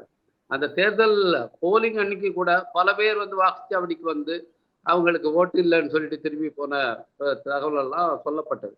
அப்புறம் வந்து பார்த்தீங்கன்னா விவிபேட்ஸ் வந்து அங்கங்கே கொட்டி கிடந்ததுங்கிறதும், அதே மாதிரி இவிஎம்ஸ் வச்சிருந்த ஸ்ட்ராங் ரூம் வந்து அதை திறந்து ஒரு லாரியில ஏற்றிட்டு போனாங்கிற செய்திகள், இப்படி வந்து வெவ்வேறு விதமான செய்திகள் வந்துகிட்டே இருந்தது. இது எல்லாமே அங்கே எலெக்ஷன் வந்து ஒரு விதத்தால் லீகலா ரிக் பண்ணப்படுது அப்படிங்கிற ஒரு எண்ணத்தை தான் நமக்கு ஏற்படுத்துறது. அந்த விதத்துல இங்க வந்து பிஜேபி ஜேடியு தவிர இங்க ஜெயிக்கிறதுக்கு வாய்ப்பே இல்லை அப்படிங்கிற முடிவுக்கு நம்ம வந்தோம். ஆனால் பிஜேபி வந்து ஒரே ஒண்ணை மட்டும் எப்பயுமே நம்பி இருக்கிறது இல்லை. அவங்க ஒண்ணு இவிஎம் மட்டும் நம்பி இருக்காங்கன்னு முதல்ல சொல்லிக்கிட்ட போயிட்டது அப்படி இல்லை. அவங்க எல்லா ஃபேக்டரியும் அவங்க வந்து ஒரு தேர்தலில் வெற்றி பெறுறதுக்கு எல்லா ஃபேக்டரியும் அவங்க வந்து எடுத்துக்கிறாங்க. அப்படி வந்து பார்க்கும்போது அவங்க எடுத்துக்கிட்ட பொலிட்டிக்கல் ஃபேக்டர்ஸ் இதுதான் வந்து நம்ம இன்னும் கவனத்தில் எடுத்துக்கொள்ள வேண்டியது. இதெல்லாம் வந்து ஆர்ஜேடியோ இல்லை காங்கிரஸோ அவங்க கேம்பெயின்லேயே வந்து சொல்லப்படல. அவங்க அலையன்ஸ் உருவாக்குறதுலையும் பொலிட்டிக்கல் பார்ட்டிஸ் அலையன்ஸ்ல கொண்டு வரது மட்டும் இல்லை, சோசியல் அலையன்ஸை உருவாக்குறதுலையும் அதுக்கான வந்து ஒரு நம்பகத்தன்மை ஏற்படுத்துது. இதெல்லாம் வந்து அவங்க பெருசா ஒன்றும் செய்யவே இல்லை. அதனாலதான் இன்னைக்கு ஆர்ஜேடி வந்து இவ்வளவு மோசமா தோத்துருக்கு. காங்கிரஸுக்கு அங்க ஒன்றும் பெரிய ப்ரெசன்ஸே இல்லை. ஆனா காங்கிரஸ் என்ன பண்றாங்கன்னா ஆர்ஜேடி காலை பிடிச்சி வாடுற வேலையை செஞ்சுட்டு இருந்தாங்க. கூடுதலா இவங்க ஏதோ ஒரு பெரிய பார்ட்டி மாதிரி நிறைய சீட்டுகளுக்கு கொடுக்கணும் அப்படி இப்படின்னு சொல்லிட்டு, அதாவது ராகுல் காந்தியை மட்டுமே வச்சுக்கிட்டு அவர் வந்து பண்ண இந்த ஓட்சோரி கேம்பெயினை மட்டும் வச்சுக்கிட்டு அங்க இருக்கிற லோக்கல் லீடர்ஸ் வந்து பாத்தீங்கன்னா ஆர்ஜேடியை பயங்கரமா நெருக்குனாங்க. நெருக்கி அந்த கூட்டணிக்குள்ளார ஒரு கோஹசிவா இல்லை அப்படிங்கிற ஒரு எண்ணத்தை முதல்லயே வந்து இவங்க கொடுத்துட்டாங்க. ஜேடியூல அந்த மாதிரியான ஜேடியு பிஜேபி கூட்டணிக்குள்ளார அந்த மாதிரியான எதுவுமே இல்லை. நீங்க முதல்ல இவங்களே பேசி பார்த்தாங்க. எல்ஜேபிக்கு 29 சீட்டு கொடுக்கப்பட்டிருப்பது ஏதோ ஒரு அங்க வந்து ஒரு பெரிய அதிருப்தி வந்துடும் அப்படின்னு எல்லாம் ஒரு கிளப்பி விட்டு பார்த்தாங்க. அதெல்லாம் எதுவுமே வரல. அந்த வந்து சிராக் பஸ்வான் 29 சீட்டை வந்து அவருக்கு கொடுத்து அதை ஜேடியூ வந்து ஓரங்கட்ட பாக்குறாங்க அப்படி இப்படின்னு அதெல்லாம் வந்து அங்க எடுபடவே இல்லை. அந்த அந்த அலைன்ஸ் ரொம்ப கோஹசிவா நல்ல ஒரு கோஹஷனோட இருந்தது. ஆனால் ஆர்ஜேடி காங்கிரஸ் அலைன்ஸ் சுத்தமா மன்னிக்கணும் சார். இப்போ நீங்க சொல்ற அந்த பாயிண்ட்ல தான் என்னுடைய கேள்வியும் இருக்குது. கோஹசிவ்னஸ் என்டிஏல நல்லா இருந்துச்சு, இந்தியா அலையன்ஸ்ல மகாகட்பந்தன் அந்த கொகுசிவ்னஸ் இல்லைன்னும் போது இன்னொரு விஷயம் இதுல வந்து ராஷ்டிரிய ஜனதாதள் தான் இங்க பவர்ஃபுல் பார்ட்டி, அவங்களுக்கு தான் கேடர்ஸ் இருக்காங்க, அவங்களுக்கு தான் ஓட்டு இருக்காங்கன்னு தெரிஞ்சும் அவரை வந்து சிஎம் கேண்டிடேட்டா அனௌன்ஸ் பண்றதுல இருந்த அந்த டிலே இருக்குல்ல, என்டிஏ வந்து யாரு கேண்டிடேட்டுன்னு அனௌன்ஸே பண்ணாம போறாங்க. ஆனா இவங்க வந்து கேண்டிடேட் யாருன்னு அனௌன்ஸ் பண்றதுக்கே வந்து இவங்களுக்கு அக்டோபர் வரைக்கும் டைம் தேவைப்படுது. அது இல்லாம ஜூன், ஜூலை, ஆகஸ்ட் மாசத்துல அங்க ரொம்ப ஆக்டிவா கேம்பெயின் பண்ண ராகுல் காந்தி வந்து செப்டம்பர், அக்டோபர், நவம்பர்ல அங்க இருக்க மாட்டேங்கிறாரு. கேம்பெயினும் அவங்க காங்கிரஸ் வந்து பெருமளவுல கொண்டு போல.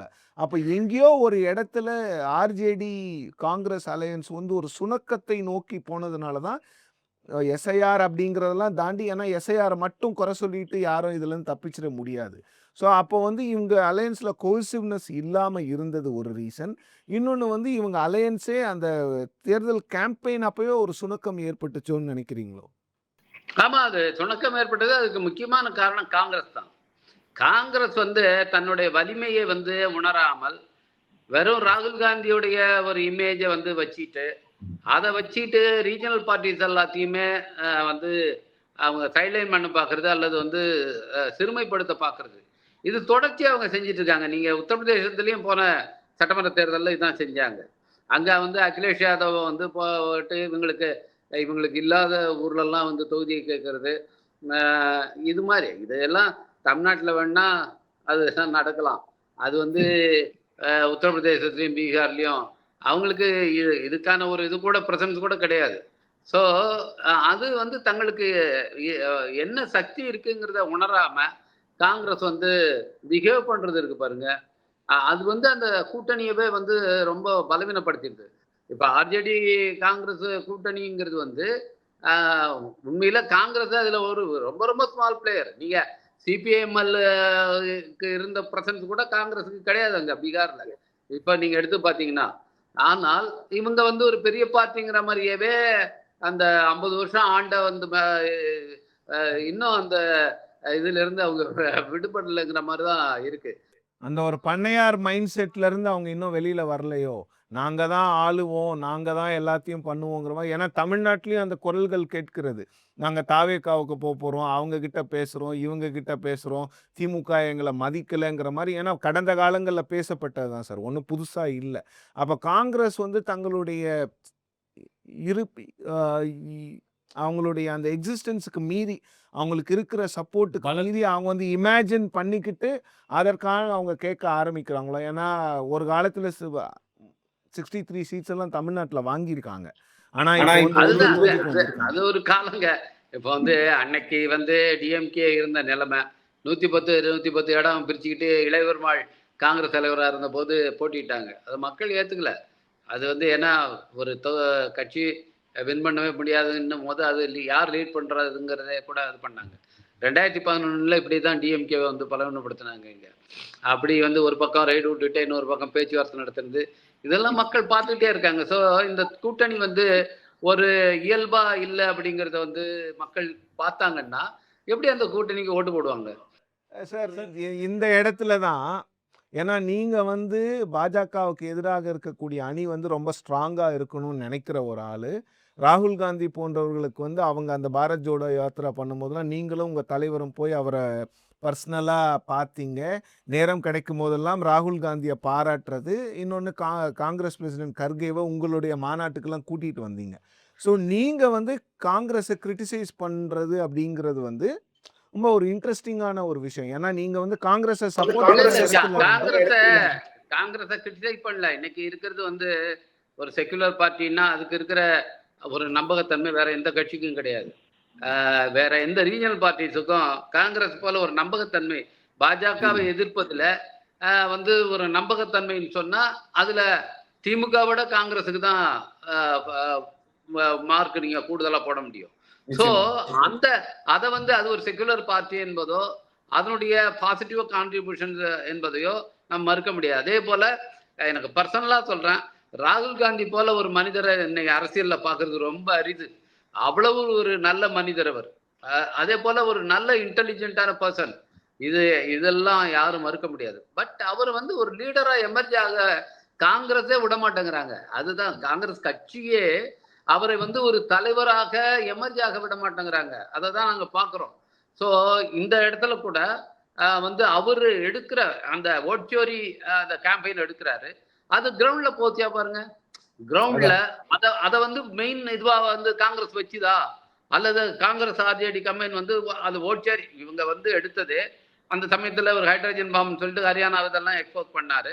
இங்கேயும் எஸ்ஐஆர் எடுத்து இது பண்ணாரு.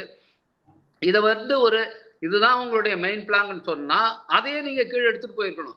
அதையும் விட்டுட்டாங்க இவங்க. அதையும் வந்து கீழே இது பண்ணல.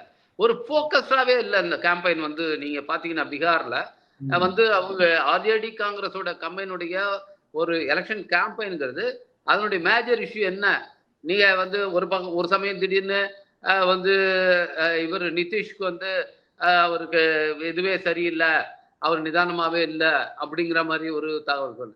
இன்னொரு பக்கம் நிதிஷ் வந்து இவங்க வந்து காலி பண்ண பாக்குறாங்க பிஜேபின்னு சொல்றது. சி, அதுக்குள்ளார கூட்டணியில இருக்கிற இந்த விஷயங்களை மட்டுமே சொல்லி நீங்க ஓட்டு கேட்க முடியாது. நம்ம என்ன பண்ண போறோம்? அப்ப அதுதான் நான் சொல்ல வரேன். பிஜேபி வந்து எலெக்ஷன் கமிஷன் பெரிய அளவுல பிஜேபிக்கு ஹெல்ப் பண்ணியிருக்கு அப்படிங்கிறத யாராலும் மறுக்க முடியாது. ஆனால் அப்படி எலெக்ஷன் கமிஷனை வச்சுக்கிட்டு இவ்வளவு பெரிய ஒரு தில்லுமுல்களை பண்ணிக்கிட்டு பிஜேபி என்ன பண்றாங்க, அதோட நிறுத்திக்கல. இதுதான் நம்மகிட்ட எலெக்ஷன் கமிஷன் இருக்கு, நம்ம டிக்ளேர் பண்ணிக்கலாம் அப்படின்னு நினைக்கல. அடுத்தடுத்து எல்லா ஸ்ட்ராட்டஜியும் பாக்குறாங்க. இப்ப நீங்க எல்ஜேபிக்கு வந்து சிராக்குக்கு வந்து 29 சீட் கொடுத்ததுங்கிறது ஒரு பெரிய ஒரு டாக்டிக்ஸ். நீங்க வந்து பீகார் எலெக்ஷன்ல வந்து நீங்க வந்து அவங்களுக்கு கொடுத்தது நீங்க ஏன்னா இன்னைக்கு 20% மேல பாப்புலேஷன் தலித் பாப்புலேஷன் கொண்ட ஒரு ஸ்டேட் அது.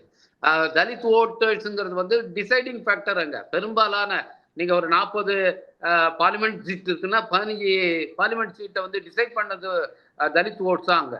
அதே போல வந்து பெரும்பாலான அசம்பிளி ஓட்ஸை வந்து கான்ஸ்டியூன்சியோட ரிசல்ட்டை வந்து டிசைட் பண்றது தலித் ஓட். அப்ப தலித் ஓட்டை வந்து 2 விதமா அவங்க பாக்குறாங்க. ஒண்ணு அதை பிராக்மெண்ட் பண்றது. முதல்ல என்ன பண்றாங்க, அங்க 3 விதமான ஜாதிகள் இருக்கு. ஒண்ணு சமார் இருக்காங்க, இன்னொன்னு இந்த பஸ்வான் சிராகுடைய அந்த ஜாதி இருக்குது, இன்னொன்னு அதை விட இதுவான அத அங்க வந்து அத மகா தலித் அப்படின்னு அவங்க அது பண்ணி வச்சிருக்காங்க. ஸோ அந்த மாதிரியான சிறிய உற்சாதிகள் இருக்கு. இவங்க என்ன பண்ணாங்கன்னா முதல்ல அந்த சிறிய உற்சாதிகளை வந்து இவங்க கையில எடுக்கிறாங்க. இதுதான் இந்தியா முழுக்க வந்து பிஜேபி எடுக்கிற ஸ்ட்ராட்டஜி. நீங்க உத்தரப்பிரதேசத்துலயும் அங்க பாத்தீங்கன்னா சமார் கம்யூனிட்டியோட ஒரு அன்டிஸ்பியூட்டட் லீடரா தான் மாயாவதி இருக்காங்க. இப்பவும் கூட சமார் கம்யூனிட்டியில இருந்து ஒரு லீடர்ன்னு சொன்னா அது மாயாவதி தான். அது இவ்வளவு தோல்விகளுக்கு பிறகும்.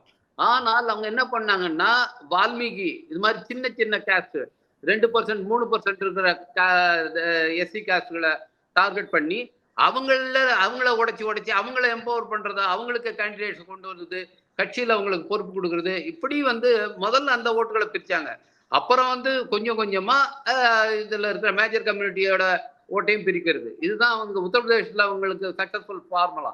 ஸோ பீகார்லயும் அதே ஃபார்முலா தான் கையாண்டிருக்காங்க. அங்க இருக்கிற சின்ன எஸ்சி காஸ்ட்களை வந்து முதல்ல அவங்க கையில எடுத்துக்கிட்டாங்க. அதுக்கப்புறம் மேஜரா இருக்கிற பஸ்வான் கம்யூனிட்டி அதனுடைய ரெப்ரஸன்டேட்டிவ் இன்னைக்கு அவரை வந்து உள்ளார எடுத்துட்டாங்க. இப்போ பிஎஸ்பி அங்க சமார் இது வந்து அங்க பிஎஸ்பியோட இதுவா இருந்தது.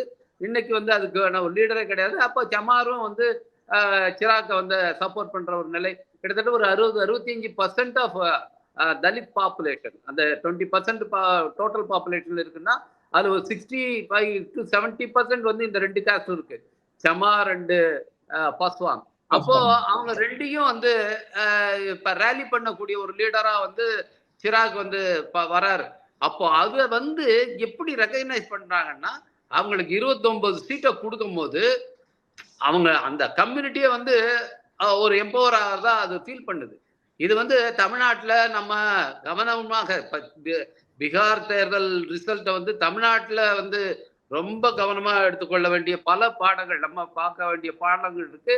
அதுல இதுவும் ஒண்ணுங்கிறத நான் சுட்டி காட்ட விரும்புறேன். ஸோ இந்த மாதிரி பல ஸ்ட்ராட்டஜிஸை வந்து அவங்க பண்றாங்க. சொல்லுங்க. ரைட் ரவிக்குமார் சார், இன்னொரு முக்கியமான விஷயம் இந்த தேர்தல், அதாவது இந்த பீகார் தேர்தல் நடந்துகிட்டே இருக்கும்போது ஒரு நியூ ஃபோர்ஸா பீகார்ல எமர்ஜ் ஆனது பிரசாந்த் கிஷோர், வியூக வகுப்பாளர்.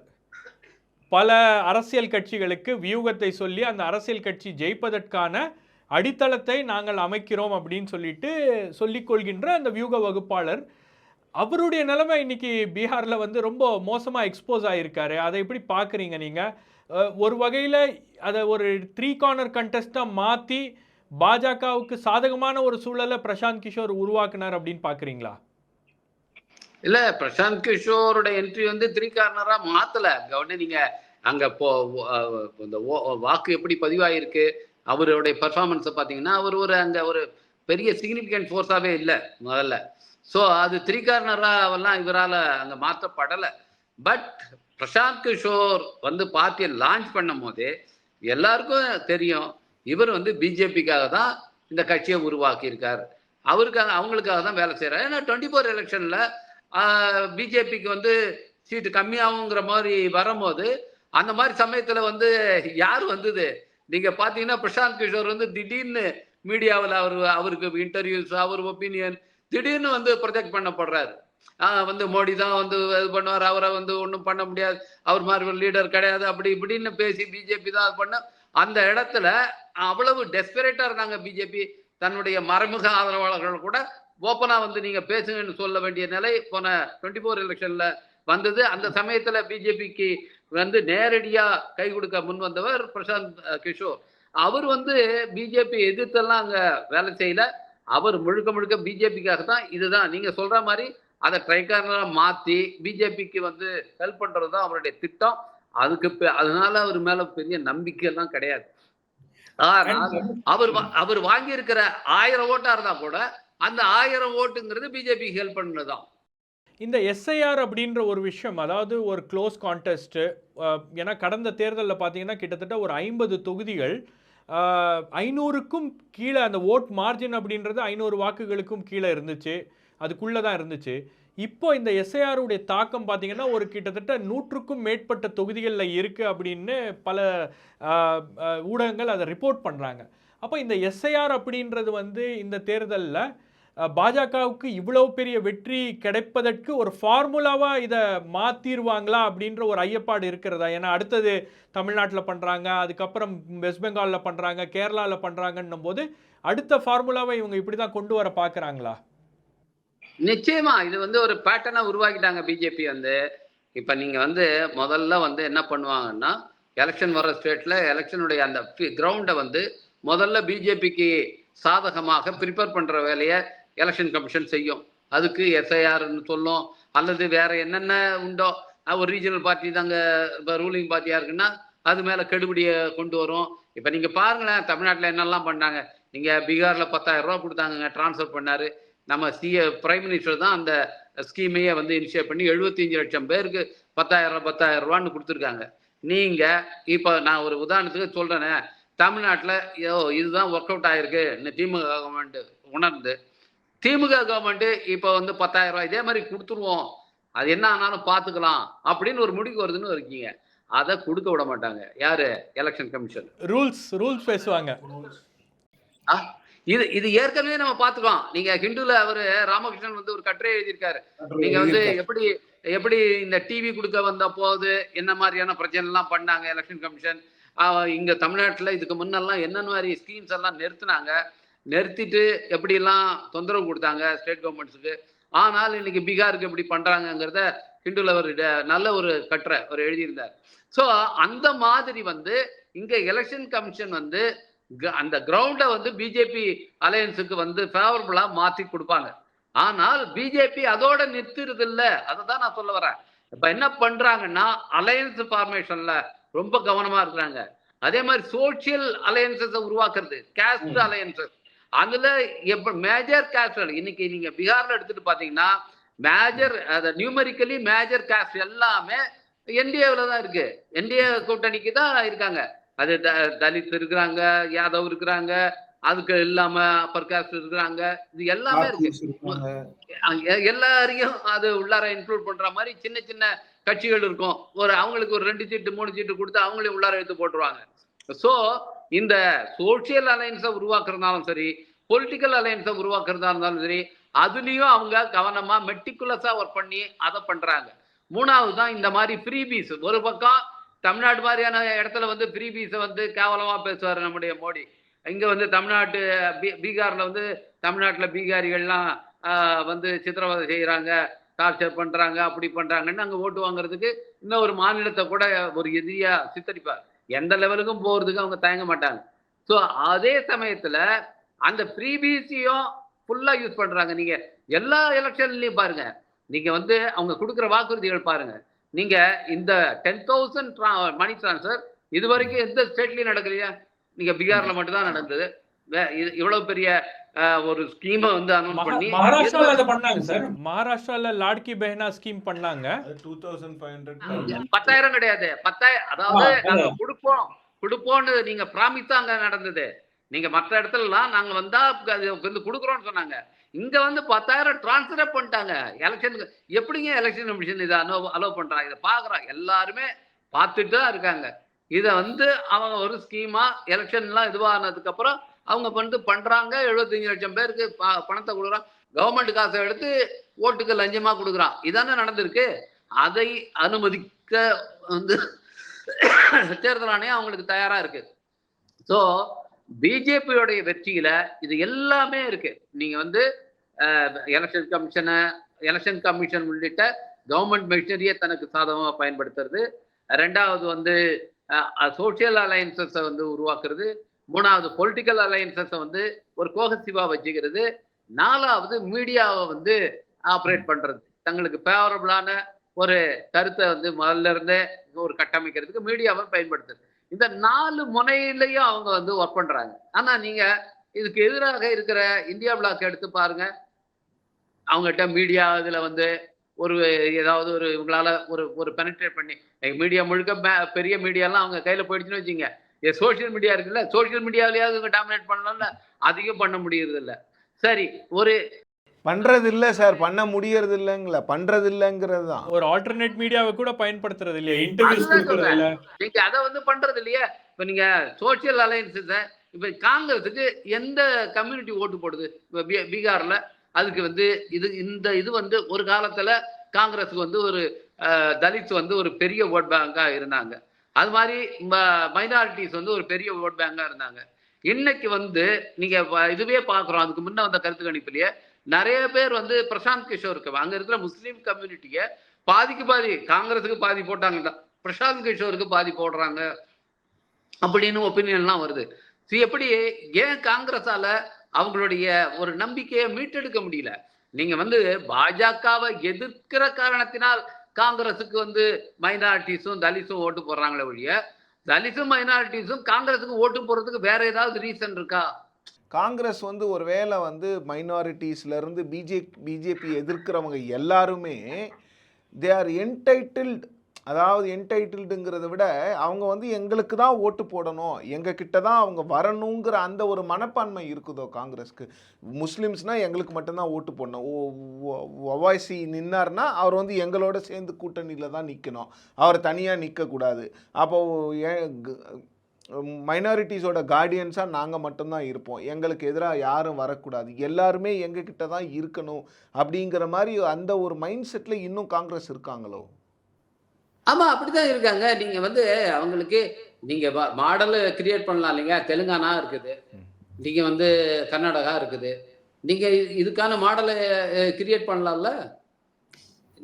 நீங்க பிஜேபி காங்கிரஸ் மத்தியில் ரூல் பண்ணும்போது யூபிஏ கவர்மெண்ட் சமயத்துல பிஜேபி ஸ்டேட்ஸ்ல எல்லாம் என்ன பண்ணாங்க? அங்க இந்துத்துவ மாடலை அந்த ஸ்டேட்ல கிரியேட் பண்ணாங்களா இல்லையா? அவங்க பண்ண முடிஞ்சிருக்கா இல்லையா? நீங்க வந்து ஒரு செக்யுலர் மாடலை வந்து எந்த ஸ்டேட்ல நீங்க கிரியேட் பண்ணிருக்கீங்க? நீங்க தெலுங்கானாவில் வந்து ஒரு செக்யுலர் மாடலை கிரியேட் பண்றீங்களா? கர்நாடகாவில் ஒரு செக்யுலர் மாடலை கிரியேட் பண்ணி காட்டுறீங்களா? பண்ண முடியல. கர்நாடகால யார் முதலமைச்சர்னு சண்டை போட்டுக்கிட்டு இருக்காங்க. அடுத்த பிரச்சனை கர்நாடகா பிரச்சனை வந்து அப்போ சோசியல் குரூப்ஸை வந்து அவங்களுடைய நீங்க போன தடவை வந்து பொதுவாகவே ஒரு பயம் இருந்தது, எல்லாருக்கும் ஒரு பயம் இருந்தது. இவங்க வந்தா மெஜாரிட்டி வந்ததுன்னா கான்ஸ்டியூஷனை காலி பண்ணிடுவாங்க, ரிசர்வேஷன்லாம் போயிடுங்கிற பயம். அதை வந்து திரு ராகுல் காந்தி வந்து ரொம்ப சிறப்பாக அதை முன்னெடுத்துட்டு போனார். இல்லைன்னா பிஜேபி இந்த மைனாரிட்டி நிலைக்கே வந்திருக்காது. பெரிய அளவில் தலித்ஸ் வந்து ஓட்டு போட்டாங்க, ஆதிவாசிஸ் ஓட்டு போட்டாங்க, மைனாரிட்டிஸ் ஓட்டு போட்டிருக்காங்க இந்தியா பிளாக்குக்கு. ஆனால் அதை வந்து நீங்க அடுத்து ரீடைன் பண்ணி முன்னெடுத்துட்டு போகணும்ல, அதுக்கான கேம்பெயின் எடுத்துட்டு போகணும்ல, அதை வந்து பார்க்காம இவங்க தவற விடுறாங்க. ஸோ சோசியல் குரூப்ஸோடைய கான்ஃபிடன்ஸை வினோர் பண்றதுலையும் இவங்க பின்னால இருக்காங்க.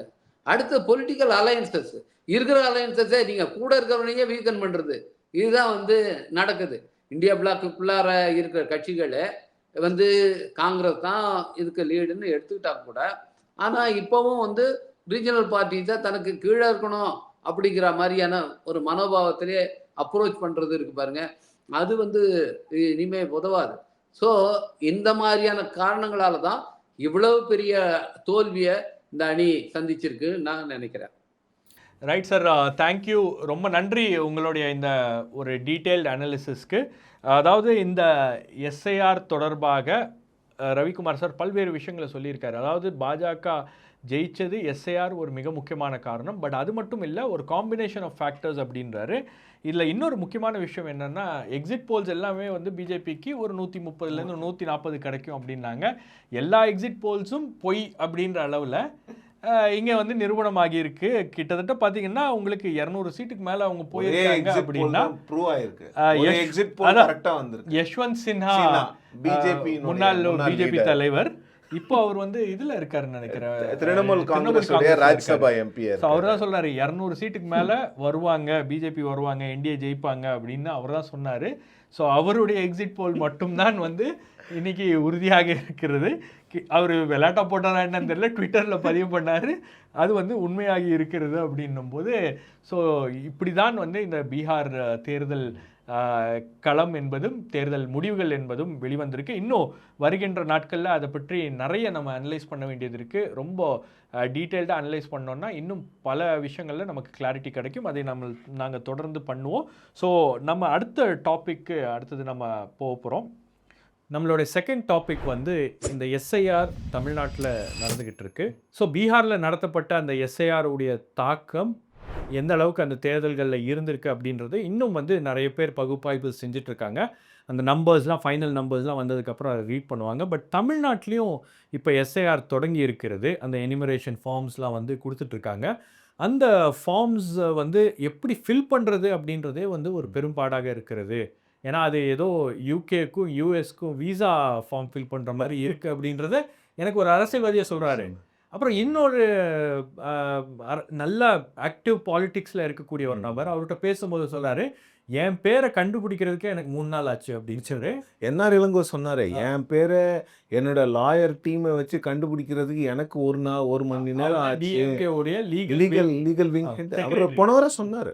போன வாரம் ப்ரெஸ் கான்ஃபரன்ஸில் ரொம்ப வெளிப்படையாக சொன்னார், என்னாலேயே முடியலங்க, என் பேரை கண்டுபிடிக்கிறதுக்கு, என் பூத்தை கண்டுபிடிக்கிறதுக்கு என்னோட லீகல் டீமோடு சேர்ந்து 1 மணி நேரம் ஆச்சு. இன்னொன்று, இப்போ நாங்கள்லாம் வந்து இந்த ஏற்கனவே எலெக்ஷன் ஒர்க்குக்கெல்லாம் போயிருப்பாங்கல்ல டீச்சர்ஸு, அவங்கள யாராவது எங்கள் சொந்தக்காரங்கள இருக்காங்களா, அவங்கள கூட்டிகிட்டு வந்து ஃபில் பண்ணலாமான்னு யோசிச்சுட்டு இருக்கேன் நான். அந்த அளவுக்கு டஃப்பாக இருக்குது அந்த ஃபார்மு. இப்போது அந்த ஃபார்மை கொடுக்க ஆரம்பிச்சிட்டாங்க. அது எப்படி ஃபில் பண்ணி மறுபடியும் அதை எப்படி கொடுக்கறது அப்படின்னு அந்த ப்ராசஸ்லாம் நிறைய குழப்பம் இருக்குது. இந்த ப்ராசஸ் ஸ்டார்ட் ஆகி கிட்டத்தட்ட 10 நாட்கள் ஆகுது. இப்போ தான் வந்து உங்கள் பேரை எப்படி தேடுறது அப்படின்னு எலெக்ஷன் கமிஷன் வந்து ரிலீஸ் பண்ணியிருக்காங்க. இது என்ன விஷயம்? இதை விட பிரமாதமான ஒரு ஐட்டம் இருக்கு. இன்னைக்கு ட்வீட் போட்டிருக்காங்க, ட்ரைனிங்கே இப்போதான் கொடுக்குறோம். ட்ரைனிங்கே இப்போதான் கொடுக்குறோம். இங்கே தான் பிஎல்ஓஸ்க்கு ட்ரைனிங்கே கொடுக்குறோம். ஆனால் 4ஆம் தேதி ஆரம்பிச்சிருச்சு. 4ஆம் தேதி ஆரம்பிச்சிருச்சு. ட்ரைனிங் இப்போ கொடுக்குறோம், 4ஆம் தேதி ஆரம்பிச்சிருச்சு. இதுக்கும் சம்மந்தம் இல்லை. இது ஒரு ட்ராக்ல போகும், அது ஒரு ட்ராக்ல போகும். ஃபார்ம் கொடுக்குறது தானேங்க, அது நாங்கள் கொடுத்துருவோம். எலெக்ஷன் கமிஷன் வந்து எப்படி வேணாலும் சொல்லலாம். அந்த 4 கேள்வி அதிகமாக கேட்டிங்கன்னா பிஜேபிக்காரங்க என்ன சொல்லுவாங்கன்னா, எல்லாமே டிஎம்கே ஆளுங்க தானே சார், கவர்மெண்ட் அஃபீஷியல்ஸ் தானே சார் அப்படின்னு பிளேட்டை திருப்புவாங்க. இல்லை, பட் இந்த குழப்பம் இருக்கு இல்லையா, இதை எப்படி அரசியல் கட்சிகள்லாம் கையாளுறாங்க தமிழ்நாட்டை பொறுத்த வரைக்கும் குறிப்பாக? ஏன்னா பீகாரில் கிட்டத்தட்ட நான் வந்து நியூஸ் 18ல் ஒரு இது போட்டாங்க, ஒரு கார்டு போட்டாங்க. அதாவது 109 தொகுதிகள் கிட்டத்தட்ட பீகாரில் வந்து இந்த எஸ்ஐஆர்னால இம்பேக்ட் ஆகிருக்கு அப்படின்னு அந்த கார்டை போட்டாங்க. அதில் எவ்வளவு வாக்கு வித்தியாசத்தில் அங்கே வெற்றி தோல்வி என்பது தீர்மானிக்கப்பட்டிருக்கு அப்படின்லாம் தெரியல. ஒரு 40 லட்சம் வாக்குகள் அங்கே இல்லை அப்படின்னா அதனுடைய தாக்கம் என்பது தேர்தலில் நிச்சயமாக இருக்கும். ஸோ காங்கிரஸ் என்ன சொல்லுது, எஸ்ஐஆர் பண்ணதுனால தான் பிஜேபிக்கு இந்த அளவுக்கு ஒரு வாய்ப்பு அப்படின்றது, என்டிஏ கூட்டணிக்கு இந்த அளவுக்கு ஒரு வாய்ப்பு அப்படின்றது காங்கிரஸ் கிடைச்சிருக்கு. அதே காங்கிரஸ் 22,000 பூத்தில் அவங்களுக்கோ இல்லை ஆர்ஜேடிக்கோ ஆளே இல்லை, பூத் ஏஜென்ட்ஸே இல்லை. அதையும் சேர்த்து பார்த்துருந்தாங்கன்னா நல்லா இல்லை. அது நம்ம பேசணும் அது. ஆனால் இந்த இந்த இந்த விஷயத்தில் தமிழ்நாட்டில் இருக்கக்கூடிய அரசியல் கட்சிகளில் எனக்கு தெரிஞ்சு திமுகவை தவிர வேற எந்த கட்சியும் அவ்வளோ ஆக்டிவாக அந்த தயாரிப்பு வேலைகளில் திமுக அளவுக்கு அதிமுக இல்லை. பட் அதிமுக ஸ்ட்ராங்காக இருக்கிற இடங்களில் ஒரு சில இடங்களில் ஏடிஎம்கே பிஎல்ஏஸ் போகிறாங்க, அந்த பூத் லெவல் ஏஜென்ட்ஸ் போகிறாங்க, பிஎல்ஏ 2s ஏடிஎம்கே ஆட்கள் போகிறாங்க. இதில் பிஎல்ஏன்னா என்னன்னே தெரியாமல் இருக்கிறது நம்ம தமிழக வெற்றி கழகத்தினுடைய தொண்டர்கள் தான். இல்ல அவன் தான் 68,000 பூத்துக்கு ஆட்கள்லாம் போட்டாங்க.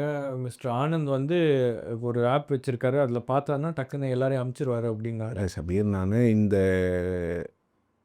டிஸ்கஷனை கொஞ்சம் ஹைஜாக் பண்ணுறேன்னு நீங்கள் நினைக்க வேண்டாம். ஒரு மீம் ஒன்று பார்த்தேன். ஒரு 3 நாளைக்கு முன்னால் ஒரு வீடியோ இன்ஸ்டாகிராமில். அந்த வீடியோவில் வந்து ஒரு தம்பி வராப்புல, நல்லா சட்டெல்லாம் போட்டுக்கிட்டு ரொம்ப ஸ்மார்ட்டாக அந்த தம்பி வந்து ஒரு 3 பேர் உட்காந்து திமுக துண்டு போட்டுக்கிட்டு ஏதோ ஒன்று பண்ணிக்கிட்டு இருக்கிறாங்க. அவங்கக்கிட்ட என் பேர் இருக்கான்னு கேட்குறாப்புல. அவர் வந்து இல்லைங்க உங்கள் பேர்லாம் இல்லை அப்படின்னோடனே இவன் வேறு யாருக்கோ ஃபோன் பண்ணி கேட்குறான். வேறு யாரோ வந்து அவர் வந்து தம்பி இது நம்ம குறை வாக்கு தான். அவன் வந்து பார்க்குறான், அவங்க பேர் இருக்குங்கன்னு. உடனே இந்த தம்பி ஃபோன் பண்ணி, டேய் ஓட்டு வாங்கிட்டியாடா? வாங்கிட்டேன்டா. அவ்வளோதான். அவங்களோட இது என்னென்னா, அதில் பேர் இருந்தால் ஓட்டு வாங்கிட்டு. இப்போ என்னென்னா, அவங்க பார்த்து சொல்கிறாங்கல்ல அந்த ஓட்டர்ஸ் லிஸ்ட், அது ஆப்சல்யூட்டு.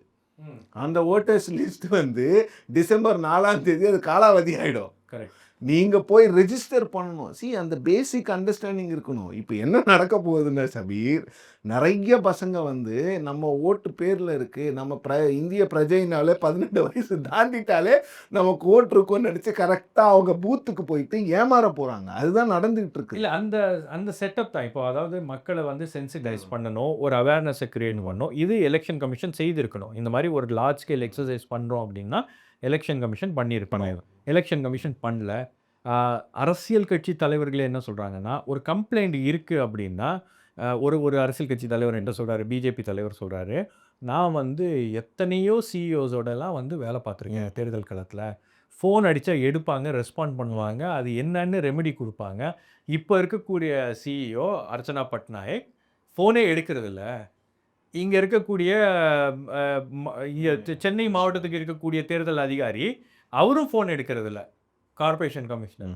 இப்போ ஆக்சுவலாக அவர்கிட்ட இருக்கிற இன்னொரு பிரச்சனை என்னன்னா, அமைச்சர் ஃபோன் பண்ணாலும் எடுக்கிறது இல்லை அப்படிங்கிற மாதிரி ஒரு பிரச்சனை இருக்குது. அப்போ அவர் யாருடைய ஃபோன் தான் எடுப்பார்? எப்படி இவங்கள்ட்ட ரீச் அவுட் பண்ணுறது? எலெக்ஷன் அஃபிஷியல்ஸை எப்படி நம்ம ரீச் பண்ணுறது அப்படின்ற ஒரு கேள்வி இருக்குது. இன்னொரு இடத்துல என்னன்னா, கோயம்புத்தூரில் பேசும்போது நான் அங்கே இருக்கக்கூடிய லோக்கல்ஸ்ட்டை கூப்பிட்டு பேசும்போது, ஆமாம்மா ஃபார்ம்லாம் வந்துருச்சு, அவங்க என்ன நினைக்கிறாங்கன்னா இது பூத் ஸ்லிப் நினைக்கிறாங்க. ஓட்டு போடுற அன்னைக்கு இதை கொண்டு போகணும் அப்படின்னு நினைக்கிறாங்க. ஏன் ஆஃபீஸ் பாய் கேட்டான், ஆஃபீஸ் அசிஸ்டன்ட்டு, சார் வீட்டுக்கு கொண்டு வந்துட்டாங்க சார், வச்சுக்கிட்டே தம்பி கொண்டு போய் கூட இல்லைனா ஓட்டு போட முடியாது. அப்படியா சார்? அப்படியெல்லாம் தெரியாது சார். அது எதுக்கு சார் நான் கொண்டு போய் கொடுக்கணும்? தம்பி கொடுக்கலன்னா ஓட்டு இல்லை. அது அந்த மாதிரி சென்சிடைஸ் பண்ண வேண்டியது இருக்குது. நிறைய பேர் என்ன நினைக்கிறாங்கன்னா, இது கொண்டு வந்து கொடுத்துருக்காங்க, இது நம்ம ஒன்றும் பண்ண வேண்டியது இல்லைன்னு ஒரு தரப்பினர் நினைக்கிறாங்க. இன்னொரு தரப்பினருக்கு வந்து கொடுக்கணும்னு தெரியும், ஆனால் எப்படி ஃபில் பண்ணுறதுன்னு தெரியல. எல்லாருக்கும் அந்த எனக்கே சபீர் என் பேர் சிவப்பதியன் இருக்குது. இப்போ நான் ஆன்லைனில் செக் பண்ணேன், நீங்கள் ஆன்லைனில் சப்மிட் பண்ணணுமான்னு கேட்குது. அதே பேரோட பண்ணுறதுக்கு எனக்கு விருப்பம் இல்லை. நான் இப்போ எங்கள் ஊருக்கு திருத்தணிக்கு போயிட்டு நான் ஃபிசிக்கல் ஃபார்ம் வாங்கி நான் சைன் பண்ணணும். அதுக்கு நான் ஒரு நாள் லீவ் போடணும். இந்த மாதிரி பிரச்சனை நிறைய பேருக்கு, ஏகப்பட்ட பிரச்சனை இருக்குது. இந்த குளறுபடிகளை எல்லா அரசியல் கட்சிகளும் அங்கங்கே அவங்க செல்வாக்கு இருக்கக்கூடிய இடங்களில் ஒரு கேம்ப்ஸ் நடத்தணும் அல்லது அவேர்னஸ் ப்ரோக்ராம் நடத்தணும். இதெல்லாம் ஏன் அவங்க பண்ணலன்னு தெரியல. எனக்கு தெரிஞ்சு டிஎம்கே ரொம்ப ஆக்டிவாக ஃபீல்டில் பண்ணிட்டு இருக்காங்க. டிஎம்கே பண்ணுறாங்க. டிஎம்கே பண்ணியிருக்காங்க. பூத்துக்கு 10லேருந்து 15-20 பேர்லாம் போட்டு. இல்லை அவங்க டிஎம்கே வந்து இந்த எஸ்ஐஆர் வரப்போகுதுன்னு தெரிஞ்ச உடனே அதுக்கு முன்னாடியே தே ஸ்டார்டட் ப்ரிப்பேரிங். ஒன்றிணைவோம்பா இல்லை, அதுக்கு முன்னாடியே வந்து இந்த லீகல் விங் ஆட்கள் இருக்காங்க இல்லையா, அவங்க எல்லா பகுதிகளுக்கும் போய் அந்த 2025 எலக்டோரல் ரோல்ஸு பார்ட்டாக பிரித்து எல்லாருக்கும் கொடுத்துருக்காங்க. 2002 ரோல்ஸை பார்ட்டாக பிரித்து கொடுத்துருக்காங்க. அதுக்கப்புறம் 2005 உடைய ரோல்ஸை கொடுத்துருக்காங்க. பிஎல்ஏ 2s வந்து பிஎல்ஏ 2 பூத் ஏஜென்ட் 2 வந்து 68,000 பேர் இருக்காங்க. ஆமாம். அதுக்கப்புறம் அவங்க என்ன பண்ணியிருக்காங்கன்னா, பிடிஏன்னு ஒரு போஸ்ட்டை க்ரியேட் பண்ணி போட்டிருக்காங்க, நியமிச்சிருக்காங்க. இந்த பிடிஏ யார் அப்படின்னு பார்த்தீங்கன்னா, பூத் டிஜிட்டல் ஏஜென்ட். ஸோ இந்த பூத் டிஜிட்டல் ஏஜென்ட் ஆப் மூலமாக அந்த ஃபோனை வந்து இது பண்ணுவாங்க. அதுக்கப்புறம் அவங்க என்ன பண்ணியிருக்காங்கன்னா, பிஎல்சின்னு ஒன்று போட்டிருக்காங்க. இப்போ பிஎல்சியில் பார்த்தீங்கன்னா 10 பேர் கொண்ட குழு ஒரு பூத்துக்கு அப்படின்னு. அப்போ அதில் 5 பேர் வேலை செய்யலைன்னா கூட மீதி 5 பேர் செஞ்சு வேலை செய்வாங்க. பல இடங்களில் அவங்க என்ன பண்ணுறாங்கன்னா, இந்த ஃபார்மை ஃபில்அப் பண்ணுறதுக்கு இது பண்ணுறதுக்கு ஸ்டூடெண்ட்ஸ் ஹையர் பண்ணுறாங்க, அட்வொகேட்ஸ் ஹையர் பண்ணுறாங்க, டீச்சர்ஸ் அவங்களுடைய ரிட்டையர்ட் டீச்சர்ஸை ஹையர் பண்ணுறாங்க. எஸ்டாப்ளிஷ்ட் பார்ட்டிஸ் டிஎம்கே ஏடிஎம்கே மாதிரி எஸ்டாப்ளிஷ்ட் வெல் என்ட்ரென்ச்ட் பார்ட்டிஸ்க்கு வந்து இதை எப்படி எலெக்ஷன் கமிஷனுக்கு வேறு ஏதாவது ஒரு ஐடியா ஏதோ ஒன்று இருக்குதுன்னு வச்சுக்கோங்க, இல்லை அதை ஹூட்விங் பண்ணுறது எப்படின்னு தெரியும். இதை சக்ஸஸ்ஃபுல்லாக மாற்றுறது அவங்களுக்கு வந்து அந்த ஃபார்முலா அவங்களுக்கு தெரியும். ஏன்னா 75 வருஷமாக இந்த ஓட்டர்ஸ் லிஸ்ட்டை அந்த கட்சியில் யாரோ ஒருத்தர் பார்த்துக்கிட்டே இருந்திருப்பாங்க. இன்னொன்று பிடிச்சிருப்பாங்க அவங்களுக்கு தெரியும் இல்லை சிட்டியில் மட்டும்தான் இதெல்லாம் கஷ்டம் ஷபீர். இப்போ என் ஊர் எடுத்துக்கோங்களேன், எங்கள் தெருவில் 1000 ஓட்டு இருக்குது. 1000 ஓட்டில் அந்த டிஎம்கே ஏஜென்ட்டுக்கு வந்து அந்த 1000 ஓட்டு யாருன்னு ஓரளவுக்கு ஐடியா இருக்கும். ஏடிஎம்கே ஆளுக்கும் அந்த ஐடியா இருக்கும். இப்போ ஒவ்வொரு வீடு வீடாக போகும்போது இந்த அண்ணன் வீட்டில் 10 பேர் ஆச்சு, ஆனால் அவங்க பசங்கள்லாம் மெட்ராஸ்லேயே ஓட்டு வச்சுருக்காங்க. இல்லைப்பா எங்கள் பசங்களுக்கெல்லாம் ஓட்டு இங்கே தான் இருக்கா, அப்போ பேர் இல்லைன்னு ஆட் பண்ணுங்க, அவன் ஆட் பண்ணுவான். அப்போ இந்த ப்ராசஸை வந்து ஏடிஎம்கே கூட சீரியஸாக எடுத்துருக்கணும். பெரியவங்க சீரியஸாக எடுத்துருக்கணும். வந்தால் போதும், நம்ம ஆட்களுடைய ஓட்டு மிஸ் ஆகிடக்கூடாது அப்படின்ற அடிப்படையில் தான் செயல்படுறாங்க. அதே மாதிரி ஒரு பொது நோக்கத்தோட அதை அணுகணும் அப்படின்றது தான். இப்போ அதற்கான கேம்ப்ஸு மற்ற விஷயங்கள் இப்போ நீங்கள் வந்து பல சமுதாய இயக்கங்கள் வந்து அதை பண்ண ஸ்டார்ட் பண்ணியிருக்காங்க. ஏன்னா அவங்களுக்கு அந்த சீரியஸ் புரியுது. ஏன்னா பீகாரில் இவ்வளோ வாக்குகள் வந்து காணாமல் போயிருக்கு அல்லது நீக்கப்பட்டிருக்கு அப்படின்னும் போது அந்த சீரியஸ்னஸோடு இது பண்ணுறாங்க. நிறைய சர்ச் வந்து பிஷப்ஸ் வந்து கடிதம் எழுதுறாங்க. ஏன்னா நீங்கள் எஸ்ஐஆர் மேலே பல விமர்சனங்கள் இருக்குது, ஆனால் நீங்கள் இதில் பார்ட்டிசிபேட் பண்ணணும் அப்படின்னாங்க. இல்லை டிஎம்கேவும் அதே தானே பண்ணுறாங்க. சுப்ரீம் கோர்ட்டில் போய் வாதாடுறாங்க, இல்லைன்னு அப்பீல் போகிறாங்க. சுப்ரீம் கோர்ட்டில் சேலஞ்ச் பண்ணுறாங்க. They hit the streets to protest this, but at the same time they go down to the streets to see this is happening perfectly. ஏன்னா இதுதான் நான் யாருக்கு ஓட்டு போடுறேன்னு அவனுக்கு தெரியும். நான் ஓட்டு போட்டால் தானே ஸோ எனக்கு ஓட்டு இருக்கணும். எண்ட் ஆஃப் த டே தேர்தலை தீர்மானிக்கக்கூடிய ஒரு விஷயமாக இந்த எலக்டோரல் ரோல்ஸ் இருக்குது, மக்களுடைய வாக்குகள் இருக்குது அப்படின்னும் போது நமக்கு ஓட்டு போகிறானோ இல்லையோ அவனுடைய ஓட்டு அங்கே இருக்கணும் அப்படின்றது ஒரு முக்கியமான விஷயம். இதில் ஏடிஎம்கே வந்து இந்த எஸ்ஐஆர் வேணும் அப்படின்னு கோர்ட்டுக்கு போனது வந்து ஒரு வினோதமாக இருக்குது. ஆக்சுவலாக அதை வந்து அவங்க அந்த வழக்கில் போய் இம்ப்ளீட் ஆகி இதை வந்து சரியாக நடத்த மாட்டாங்க, இதில் குளறுபடி நடந்துரும்னு சொல்கிறாங்க கோர்ட்டில். ஆனால் வெளியில் வந்து இல்லை, இது ஏன் திமுக பயப்படுதுன்னு கேட்குறாங்க. இல்லை, இது என்னை பொறுத்த வரைக்கும் அவங்க வந்து இது எலெக்ஷன் கமிஷன் ஏதோ ஒரு மாஸ்டர் ஸ்ட்ரோக் பண்ணிட்டாங்க. என்ன இது வந்து ஒன் இண்டியா ஒன் எலெக்ஷன் மாதிரி நமக்கு வந்து ஒரு வாய்ப்பை ஏற்படுத்தி கொடுக்கும். பட் அட்லீஸ்ட் ஏடிஎம்கேக்கு பிஎல்ஏ 2 இருக்காங்க. வீர் நாளைக்கு வந்து உங்களுக்கு பூத்தில் ஏதாவது பிரச்சனைனா அந்த பிஎல்ஏ 2 உட்காருவான். பட் டிவிகேக்கு பிஎல்ஏன்னா என்னென்ன பாதி பேருக்கு தெரியாது. இல்லை இருக்காங்க, பட் ஆனால் எனக்கு தெரியல அவங்க என்ன பண்ணல. அவங்க எல்லாத்தையும் தான் சொன்னாங்க. எங்களுக்கு வந்து இன்ஃப்ராஸ்ட்ரக்சர் வந்து திராவிட கட்சிகளை விட பெட்டராக இருக்குன்னு சொன்னாங்க. அப்புறம் என்ன ஆச்சு, திராவிட கட்சிகளை விட இன்ஃப்ராஸ்ட்ரக்சர் பெட்டராக இருக்கா இல்லையான்னு கரூர் எக்ஸ்போஸ் பண்ணிடுச்சுல்ல. அப்போ அவங்க என்ன பண்ணோன்னா அவங்க இன்னும் போராட்டம் பண்ணலாமா வேணாமான்னு யோசிச்சுட்டே இருக்காங்க. அதுக்குள்ளே டிசம்பர் 4ஆம் தேதியை வந்துடும் அவங்க யோசித்து ஒரு முடிவு எடுக்கிறதுக்குள்ளே. நீங்கள் இன்னொன்று நான் அந்த இது காமிக்கிறேன் உங்களுக்கு. இந்த லிஸ்ட்டு எப்படி இருக்குது பாருங்கள். 2002 உடைய லிஸ்ட்டு 2002, 2005 அந்த மாதிரி அப்லோட் பண்ணியிருக்காங்க இல்லையா. அந்த லிஸ்ட்டெல்லாம் பார்த்தீங்கன்னா உங்களுக்கு அந்த அந்த பேர்லாம் வந்து சுத்தமாக இல்லை. பாதி இடத்துல வந்து சுத்தமாக பேரே இல்லை, பாதி இடத்துல அவங்க அப்லோட் பண்ணியிருக்கிறதுல கிழிஞ்செல்லாம் இருக்குது. எனுமரேஷன் ஃபார்ம்ஸ் கொடுத்துருக்காங்களா, அதில் வந்து நிறைய பேரோட ஃபோட்டோ மாதிரி இருக்குது. ஒரு லேடிக்கு வந்து ஒரு 70 வயசு ஆளோட ஃபோட்டோ வந்து பிரேசிலியன் ஆக்ட்ரஸோட ஃபோட்டோலாம் போட்டு அது இன்னும் வரல. அந்த மாதிரி வந்துச்சுன்னா பெரிய நியூஸ் ஆயிரும். பட் நான் என்ன கேட்குறேன், ஒரு டிஎம்கேவால் ஹெல்ப்லைன் போட்டு இந்த விஷயங்களை வந்து நம்ம ஸ்ட்ரீம்லைன் பண்ணோம், இதில் வந்து ஒரு பெரிய குழப்பம் வரும் அப்படின்ற ஒரு பார்வை இருக்கும்போது இது எலெக்ஷன் கமிஷனுக்கு ஏன் இல்லை? எலெக்ஷன் கமிஷன் ஒரு ப்ரெஸ் கான்ஃபரன்ஸ் கூட வைக்கலையேங்க. இல்லை ஷபீர், இதில் பேசிக்கலாக எழுப்பப்பட வேண்டிய கேள்வி என்னென்னா, நீங்கள் உங்களுக்கு எஸ்ஐஆர் வேணும், உங்களுக்கு வந்து ஸ்பெஷல் இன்டென்சிவ் ரிவிஷன் நீங்கள் பண்ணணுன்னா நீங்கள் எப்போ அந்த ப்ராசஸ் ஆரம்பிச்சிருக்கணும்? இந்த வருஷத்துக்கு முன்னாடி எவ்ரி இயர் சம்மரி ரிவிஷன் ஒன்று பண்ணுறீங்கல்ல, இந்த போன வருஷமே சொல்லி ஒரு 6 மாதம் டைம் கொடுத்து நீங்கள் பண்ண என்ன, இந்த 1 மாத டைம் கேப்பில் எவ்வளோ பேருக்கு டைம் இருக்கும்? இது வந்து ஓட்டுங்கிறது வந்து என்னுடைய உரிமை, அதை நீங்கள் பறிக்கிற மாதிரி தான் இருக்குது. 1 மாதத்துக்குள்ளே நீ இது பண்ணு, அப்படி நீ இப்போ பண்ணலன்னா 2 மாதம் டைம் இருக்குது, நீ வந்து ஃப்ரெஷ் ஓட்டராக பண்ணுனா அப்போ நீங்கள் என்ன கேட்பீங்க? தமிழ்நாட்டை பொறுத்த வரைக்கும் நிறைய பேருக்கு வந்து டாக்குமெண்ட்ஸ் இருக்கும். இங்கே வந்து இது வந்து பீகார் மாதிரி டாக்குமெண்ட்ஸ்லாம் இல்லாத ஸ்டேட் கிடையாது. பட் அந்த பெயின், அந்த டைம் கன்சியூமிங், ஏன் எதுக்கு இப்போ ஸ்பெஷல் ரிவிஷனுக்கு தமிழ்நாட்டில் என்ன அவசியம் வந்தது, அந்த கேள்வியெல்லாம் இருக்குல்ல. இப்போ நீங்கள் போலி என்ன அவசியம் யாருக்கு வந்தது அப்படின்னு தான் நமக்கு ஆமாம் அவசியம் நமக்கு இல்லை, பட் யாருக்கோ ஒருத்தருக்கு அவசியம் இருக்கு. ஏதோ எலெக்ஷன் கமிஷன் வந்து இது மாஸ்டர் ஸ்ட்ரோக்குன்னு நினைக்கிறதெல்லாம் வந்து எந்த விதமான ஒரு பொலிட்டிக்கல் அண்டர்ஸ்டாண்டிங்னு எனக்கு புரியல. இங்கே at the end of the day December 4ஆம் தேதிக்கு அப்புறம் அந்த 8ஆம் தேதி வந்து அந்த டிராஃப்ட் ரோல்ஸ் வரும்பொழுது எத்தனை லட்சம் பேர் அதில் இல்லாமல் போகுதுங்கிறது இது வந்து ஒரு பெரிய கன்ஃபியூஷனை க்ரியேட் பண்ணோம். ஆனால் கிரவுண்டில் வந்து இது கொஞ்சம் ஓரளவுக்கு இந்த 2 எஸ்டாப்ளிஷ் பார்ட்டிஸும் அவங்க எல்லாரையும் ரீச் அவுட் பண்ண ஆரம்பித்தாங்கன்னா இது ஒன்றும் ஒரு பெரிய அவங்க வந்து ஆட்களை நீங்கள் சொன்ன மாதிரி அந்த ஏஜென்ட்ஸை கண்டுபிடிச்சி அதை ஹெல்ப் பண்ணுறதுக்கு ஆட்கள் எல்லாம் மக்கள் அது ஒரு இடத்துல கண்டுபிடிச்சிட்டாங்க. இப்போது ஒரு வார்டு எடுத்துக்கோங்களேன். என் வார்டில் எங்களுக்கு ஒரு 10 பேருக்கு ஒருத்தர் ஹெல்ப் பண்ணுறாருன்னா ஒரு 100 பேர் அவர்கிட்ட போக ஆரம்பிச்சிருவாங்க. எங்களுக்கும் ஹெல்ப் பண்ணி கொடுங்க, எங்களுக்கும் இது ஃபில் பண்ணி கொடுங்க. ஏன்னா எல்லாருக்கும் தெரியும். கரெக்ட். அந்த கிரவுண்ட் சப்போர்ட் அப்படின்னு கிரவுண்ட் சப்போர்ட்டுங்கிறது வந்து வரும். கிளாரிட்டி இருக்கும். இன்னொன்று ஆன் a லைட்டர் நோட் இல்லை, but very unfortunate thing in Tamil Nadu, election அப்போது மக்கள் கலெக்ஷனும் பண்ணுவாங்க.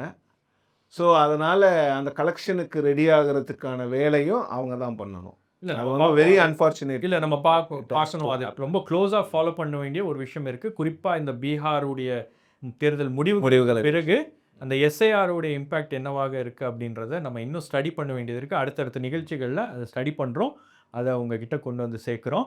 ஸோ இதோட இந்த டிஸ்கஷனை முடிச்சுக்கலாம். ஸோ ஏன் என்ற கேள்வியில் இந்த கடைசி டாபிக் என்னென்னா, சிவபிரியன் சார், தமிழ்நாட்டுக்கு ஏன் ரெகுலர் டிஜிபி இல்லை அப்படின்றது ஒரு மிகப்பெரிய கேள்வி. ஏன்னா ரெகுலர் டிஜிபி இருந்தால் உங்களுக்கு வந்து ஒரு போலீஸ் ஃபோர்ஸுக்கு ஒரு ரெகுலர் டிஜிபி இருக்கணும். ஆனால் அதை தமிழக அரசு காலம் தாழ்த்துகிறது. இது அரசியல் காரணங்களுக்காக பண்ணுறாங்களா, இல்லை பியூரோக்ராட்டிக் டிசிஷனா, அல்லது என்ன அப்படின்ற ஒரு கேள்வி என்பது இருக்குது. யூபிஎஸ்சி 3 ஆஃபீஸர்ஸ் பேரை கிளியர் பண்ணிட்டாங்க.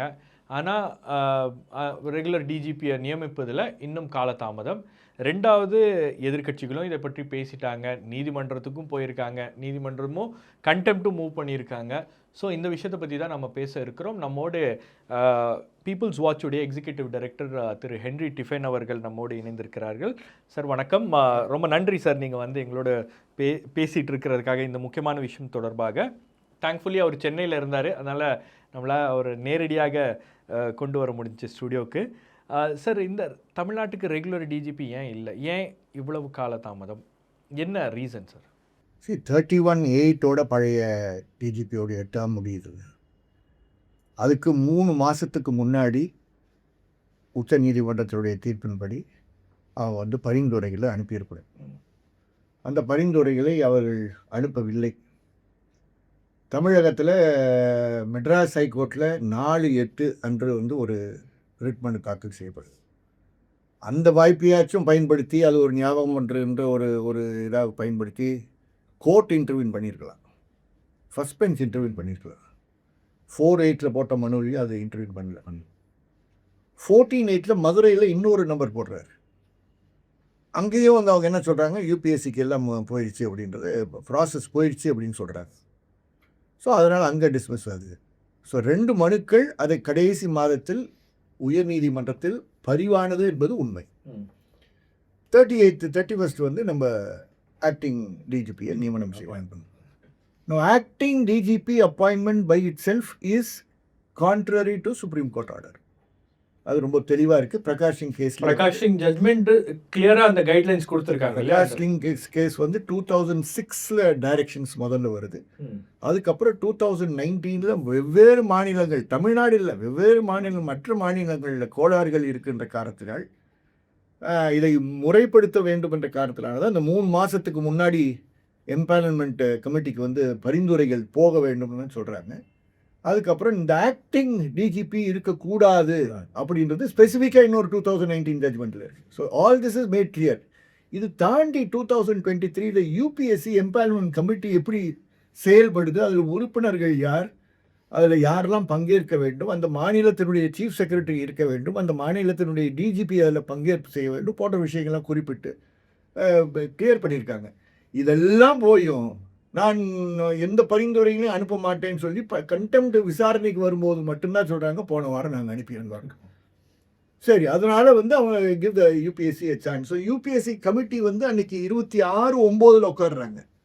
உட்காந்துட்டு 29/9 ஸ்பெஷல் மெசஞ்சர் மூலமாக அனுப்புகிறாங்க. 3 பரிந்துரைகளை அனுப்புகிறாங்க. So it's through a special messenger. அதுக்கப்புறம் உங்களுக்கு கருத்து வேறுபாடு இருக்குது. கருத்து வேறுபாடு அதாவது இருக்கக்கூடிய 3 நபர்கள் மேலே இருந்ததுன்னா சீஃப் செக்ரட்டரி அந்த மீட்டிங்கை நீங்கள் என்ன பண்ணீங்க? So UPSC is holding on to it's position. நாங்கள் அந்த 3 பேரை பண்ணிட்டோன்னு இந்த தாமதப்படுத்துறது வந்து அது ஒரு உள்நோக்கம் கண்டிப்பாக இருக்குது. இது வரைக்கும் நம்ம உள்நோக்கம் இருக்குன்றதை பற்றி நம்மளுக்கு எடுத்து கூறக்கூடிய அளவுக்கு இல்லை. அந்த மறுபடியும் யூபிஎஸ்சியுடைய லிஸ்ட்டு வந்த பிற்பாடையும் தாமதப்படுத்துகிறாங்கன்னா உள்நோக்கம் கண்டிப்பாக இருக்குது அப்படின்றத காட்டுது. சார் அந்த என்ன உள்நோக்கம் அப்படிங்கிறது இப்போ நம்ம 2021 எலெக்ஷனில் பார்த்தோம்னா ஒரு ஸ்பெஷல் டிஜிபி அப்படின்னு ஒருத்தரை ஏடிஎம்கே கவர்மெண்ட் அப்பாயிண்ட் பண்ணுறாங்க. இப்போ பார்த்தீங்கன்னா எலெக்ஷனுக்கு ஒரு 6 மாதம் முன்னால் டிஎம்கே கவர்மெண்ட் வந்து ஒரு ஃபுல் டைம் டிஜிபி அப்பாயின்மெண்ட்டையே ஸ்டால் பண்ணுற மாதிரி ஒரு டிசிஷனை கொண்டு வந்து யூபிஎஸ்சி தன்னுடைய கடமையை செய்த பிறகு கூட இந்த 3 பேர் வேண்டாம் அப்படின்னு சொல்லும் பொழுது அப்போ இந்த உள்நோக்கம் எல்லாமே அரசியல் காரணங்கள் கொண்டதா? இப்போது நீங்கள் வந்து ஒரு ஆக்டிவிஸ்ட்டாக இந்த கொஷினையும் ஆன்சர் பண்ணுங்கள். 2வது கொஷின் என்னென்னா, ஒரு ஃபுல் டைம் டிஜிபி இல்லைன்னா அது லா அண்ட் ஆர்டரில் எந்த அளவுக்கு பாதிப்புகளை கொண்டு வரும்? இப்போ கரூர் போன்ற இன்சிடெண்ட்டில் கூட ஏடிஜிபி தான் அங்கே போகிறாங்க. ஸோ அப்போது என்ன மாதிரி பாதிப்புகள் மக்களுக்கு ஒரு ஃபுல் டைம் டிஜிபி இல்லைன்னும் போது வரும்? ஸோ இது வரைக்கும் ஹென்ரி சார் வந்து லீகலாக பேசி பார்த்துருப்போம், பொலிட்டிக்கலாக பேச போகிறாரு. ஸோ இந்த கேள்விக்கு அவர் என்ன பதில் சொல்கிறாரு நம்ம பார்ப்போம். இல்லை, அதாவது ஃபுல் டைம் டிஜிபிக்கும் ஆக்டிங் டிஜிபிக்கும் இருக்கக்கூடிய வித்தியாசம் பாருங்க. ஆக்டிங் டிஜிபின்றது வந்து ஒரு இல்லீகாலிட்டி. அதுக்கு வந்து சட்டத்தில் எந்த அங்கீகாரமும் கிடையாது. ஸோ ஆக்டிங் டிஜிபியை பற்றி நம்ம பேசுகிறதுக்கு எந்த தகுதியும் கிடையாது. Because it's not suppose to be in position. நீங்கள் வேக்கண்ட்டாகவே அந்த பொசிஷனை வச்சுருக்கலாம். நீங்கள் ஒரு அங்கே கொண்டு போய் போடணுன்றத ஒன்றும் தேவையில்லை. அரசியல் ரீதியாக இதில் கொஞ்சம் உடைச்சே பேச வேண்டிய ஒரு அவசியம் வருது. இது வந்து நான் பேசுகின்ற கருத்துன்றதை மட்டும் நான் பார்க்க விரும்பவில்லை. பலர் நம்மிடம் பேசுகின்ற கருத்து. இந்த ஆட்சிக்கும் இப்போ பதவியில் இருக்கக்கூடிய ஏடிஜிபிக்கும் ரொம்ப நெருக்கங்கள் இருக்குது அப்படின்றது வந்து தமிழகமே பேசுகின்ற ஒரு பொருளாக இருக்குது. தமிழகம் பேசுகின்ற பொருள் மட்டுமல்ல, நம்ம ஒவ்வொரு நாளும் நம்ம பார்க்குறோம். ஆளும் கட்சியில் இருக்கக்கூடிய நபர்கள் வருத்தத்துடன் கூறுகின்ற ஒரு விஷயமாக இருக்குது. அந்த ஏடிஜிபி வந்து இந்த அரசாங்கத்திற்கு நன்மை செய்திருக்கிறார், இந்த அரசாங்கத்துடைய கொள்கைகளை தூக்கி பிடிச்சிருக்கிறார், ஒரு நல்ல லா அண்ட் ஆர்டர் வந்து மெயின்டைன் பண்ணியிருக்கார், நல்ல இன்டெலிஜென்ஸ் ஆஃபீஸராக இருந்திருக்கார் போன்ற ஒரு சரித்திரம் இருந்தால் அதை ஏதோ ஒரு நியாயப்படுத்துவதற்கு வாய்ப்பு இருக்கும். அது போன்ற சரித்திரம் என் கண்ணுக்கு படலை. உங்கள் கண்ணுக்கு படுதான்னு தெரியல, என் கண்ணுக்கு படலை. ஏன் வந்து இவ்வளோ தாமதப்படுத்தி கொண்டிருக்கு? இன்னைக்கு வந்து we are 14th. If I am right, by today அந்த 3 பேரில் ஒரு ஆளுக்கு அந்த 6 மாதம் பீரியட் முடியும். எனக்கு if my information is correct. அந்த 3 மாதத்தில் முடியும். இன்னைக்கு 14ஆம் தேதியோடு அவருக்கு அந்த 6 மாதம் பீரியட் முடியுது. So that means and of the 3 people on the panel 2 people only are there. ஒரு ஆள் அவுட். இப்போ ஏற்கனவே அவுட்டு. இன்னும் நீங்கள் தாமதப்படுத்த அந்த லெவல் 16 ஆஃபீஸர்ஸ் எல்லாம் போயிட்டு தேவையான ஒரு level 15 officers, ADGP rank officers அதுக்குள்ளார வர்றதுக்கு சான்ஸ் இருக்குது. இது எல்லாருக்கும் தெரிந்த விஷயம். இது ஒன்று மறைச்சு இந்த கேமை வந்து இவ்வளோ அசிங்கமாக ஒரு சமூக நீதி பேசுகிற அரசு செய்யணுமான்ற வருத்தம் எனக்கு ரொம்ப ஆழமாக இருக்குது. உடைச்சி பேச வேண்டிய விஷயம் நிலைமை வந்திருக்கு. காரணம் இது சட்டம் ஒழுங்கு சார்ந்து இருக்கக்கூடிய விஷயம்.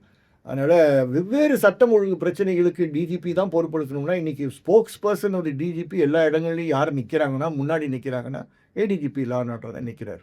அது ஏதோ சரியாக நிற்கிறாரா சரியாக நிற்கலையா, ஒவ்வொரு நாளும் ஒரு கட்டளை இடுகின்ற ஏடிஜிபியாக இருக்கார். ஒரு நேரத்தில் வந்து காலை முறின்னு சொல்லுகின்ற ஏடிஜிபி அவர் தான். இன்னொரு காலகட்டத்தில் வந்து சுட்டு புடி அப்படின்னு சொல்லுகின்ற சுட்டுகாவன அப்படின்னு சொல்கிற ஏடிஜிபி அவர் தான். அஜித்குமார் வழக்குக்கு பிற்பாடு யாரையும் தொடாதீங்கன்னு சொல்லுகின்ற ஏடிஜிபி இவர் தான். இந்த 3 இது வந்து நான் வந்து என்னுடைய ஒரு கருத்தாக சொல்கிறேன். உங்கள் டொமைன்லேருந்து நீங்கள் அதை பார்க்குறீங்க, ஹியூமன் ரைட்ஸ் ஆங்கிள் இல்லை. என் டொமைன்ல இருந்து ஐபிஎஸ் ஆஃபீஸர்ஸ் டொமைன் வந்து நான் அதை பார்க்க விரும்புகிறேன். ஐபிஎஸ் ஆஃபீஸர்ஸ்க்கு வந்து there should be one common command. அந்த common command should be what they said. Ajithkumar வழக்கில் என்ன சொன்னாங்களோ அதுதான் காமன் கமாண்டாக இருக்கணும். நீ சுட்டு புடி அவனை என்கவுண்டரில் போடு அப்படின்றதுலாம் இட்ஸ் நாட் கரெக்ட். இதெல்லாம் செய்தவர்கள் சொன்னவர்கள் யாருன்றது ஐபிஎஸ் ஆஃபீஸர்ஸ்னோ ஒரு 80-90 ஐபிஎஸ் ஆஃபீஸர்ஸ் தமிழ்நாட்டில் இருக்காங்க. இல்லை சார், இப்போ கோயம்புத்தூர் கேஸில் கூட அந்த செக்ஷுவல் அசால்ட் கேஸில் கூட அவங்க 3 பேரை சுட்டு தான் பிடிச்சிருக்காங்க.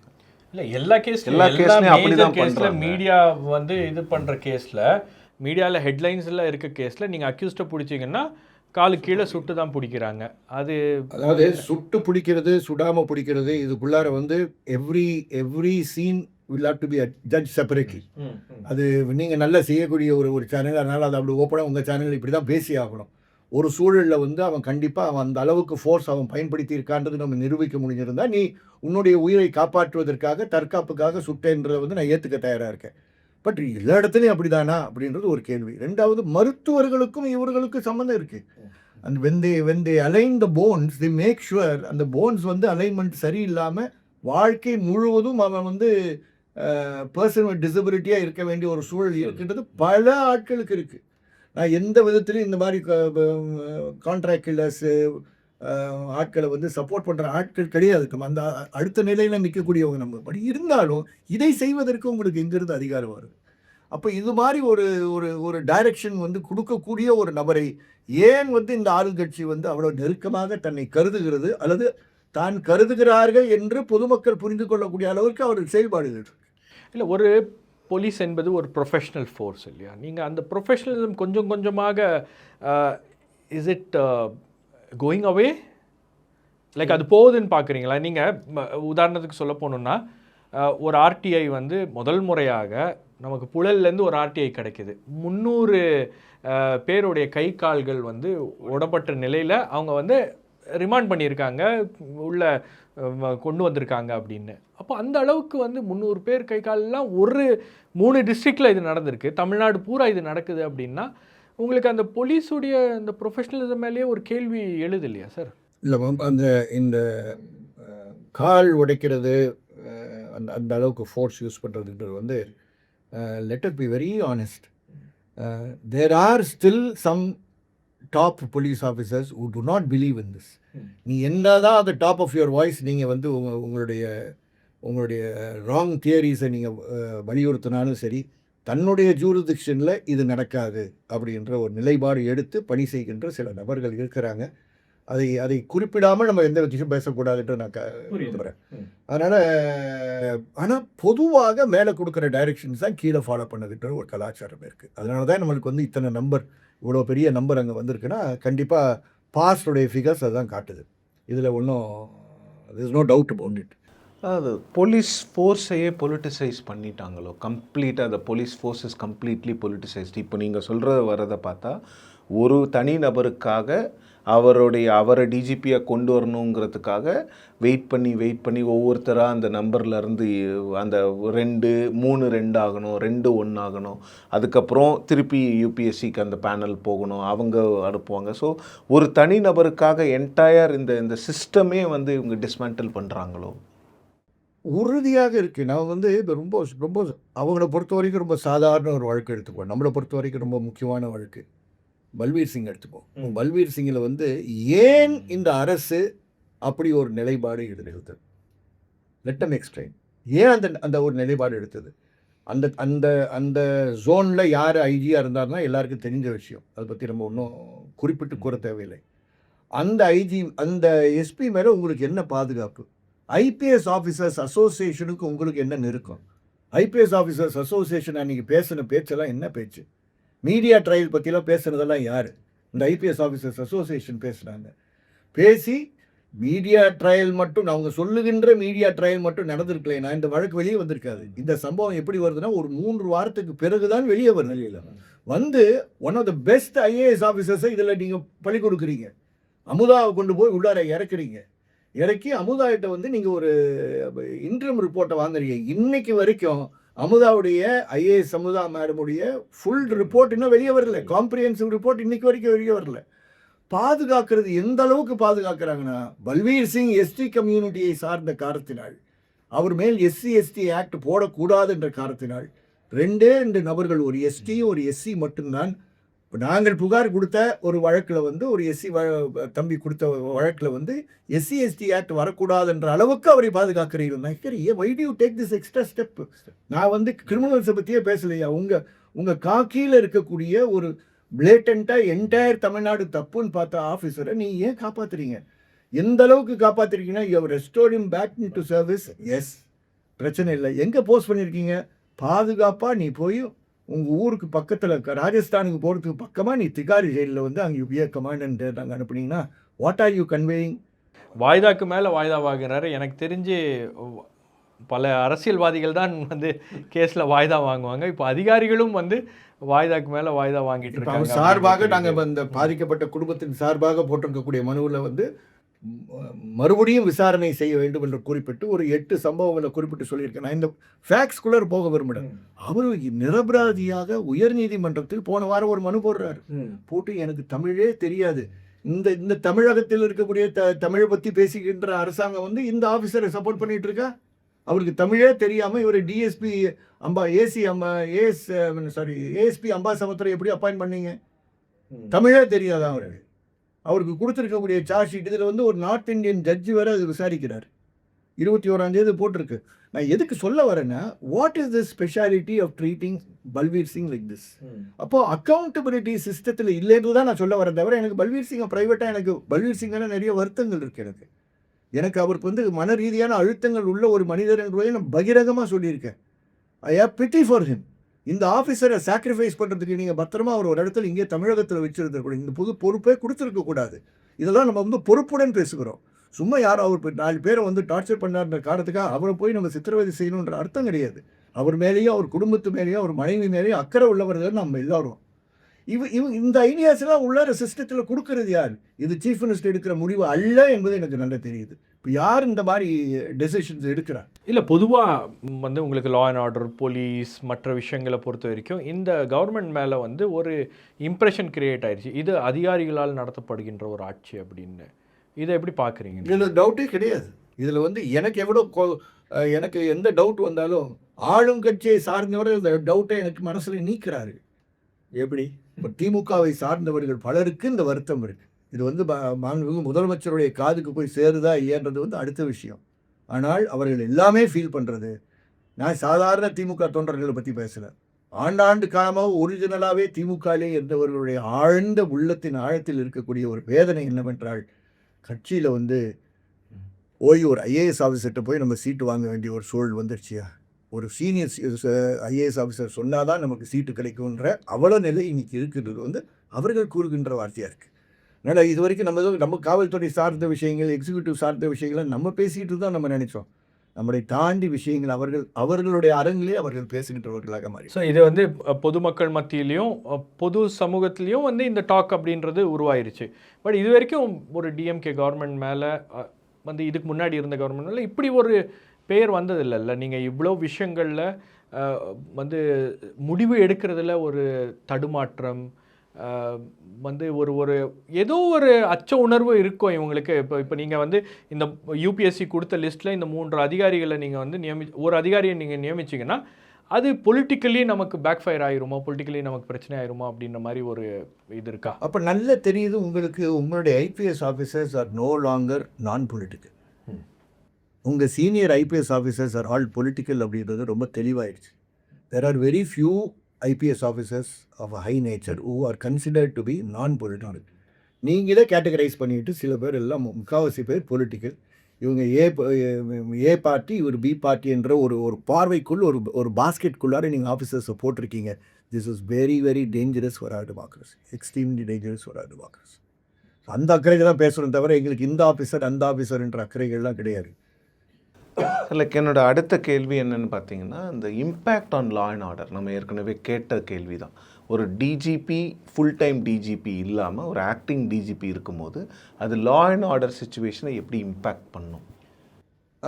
என்னை பொறுத்தவரை ரொம்ப ஃப்ராங்காக சொல்ல விரும்புகிறேன். நீங்கள் ஆக்டிங் டிஜிபியாக இருக்கட்டும், ஃபுல் டைம் டிஜிபியாக இருக்கட்டும், பெரிய விஷயங்கள் தான் தமிழ்நாட்டில் மாறுனதுன்றது எனக்கு படலை. The system continues and the systems continue because there are other officers in place. அதனால தான் the systems continue. அதனால் பொதுமக்களுக்கு வந்து இப்போ ஆக்டிங் டிஜிபி வந்ததுனால லா அண்ட் ஆர்டர் குறைஞ்சிருக்கு, அதுக்கு முன்னாடி ரொம்ப உயர்வாக இருந்ததுலாம் நான் நம்ப தயாரில்லை. It is the same state. In fact it's getting lower and lower and lower. And anybody who comes there, யார் வந்தாலும் சரி, டிஜிபியாக வந்தாலும் அப்படியே தான் இந்த புவர் சுச்சுவேஷனை ஃபேஸ் பண்ண வேண்டியவர்களாக இருக்கணும். until they take a radical change that they will be an independent police force here in the state. அப்படி இருக்கக்கூடிய ஆஃபீஸர்ஸ் இருக்காங்க. ஸோ அவங்களையும் நம்ம கவனிக்க வேண்டிய அது எல்லா நிலையிலும் இருக்காங்க. நான் வெவ்வேறு வழக்குகளை நம்ம பார்த்துட்டு இருக்கோம். தவறு செய்பவர்கள் பலர் இருக்கிறார்கள். அந்த தவறு செய்பவர்கள் பலர் இருக்கக்கூடிய இதே காவல்துறையில் நேர்மையாக இன்ஸ்பெக்டர் லெவலில், சப் இன்ஸ்பெக்டர் லெவலில், ஏடிஆர் லெவலில் அவர்களுக்கு முடிந்த அளவுக்கு நேர்மையாக செயல்படுகின்ற பலரும் அதுக்கு மேலே இருக்கக்கூடிய எஸ்பிஸ், ஐஜிஸ் இவங்கெல்லாம் இருக்காங்க என்பதையும் நம்ம பாராட்ட கடமைப்பட்டிருக்கிறோம். ஆனால் அவர்களுக்கு powers are very very poor. அவர்களுக்கு மரியாதை ரொம்ப ரொம்ப குறைவு. அரசியல் ரீதியில் இன் டர்ம்ஸ் ஆஃப் பாலிடிக்ஸ் ஒரு மரியாதை ரொம்ப குறைவாக இருக்கக்கூடிய ஒரு நிலை இருக்குது. ரொம்ப நன்றி சார், எங்களோடு இணைந்து கொண்டு உங்களுடைய கருத்துக்களை பகிர்ந்து கொண்டமைக்காக. இன்றைய ஏன் என்ற கேள்வி நிகழ்ச்சி இத்தோட நிறைவு செய்கிறோம். அடுத்த வாரம் வேறு ஒரு புது செட் ஆஃப் கெஸ்ட்டோட புது டாபிக்ஸோட நானும் சிவபிரியனும் மீண்டும் உங்களை சந்திக்கிறோம். நன்றி, வணக்கம்.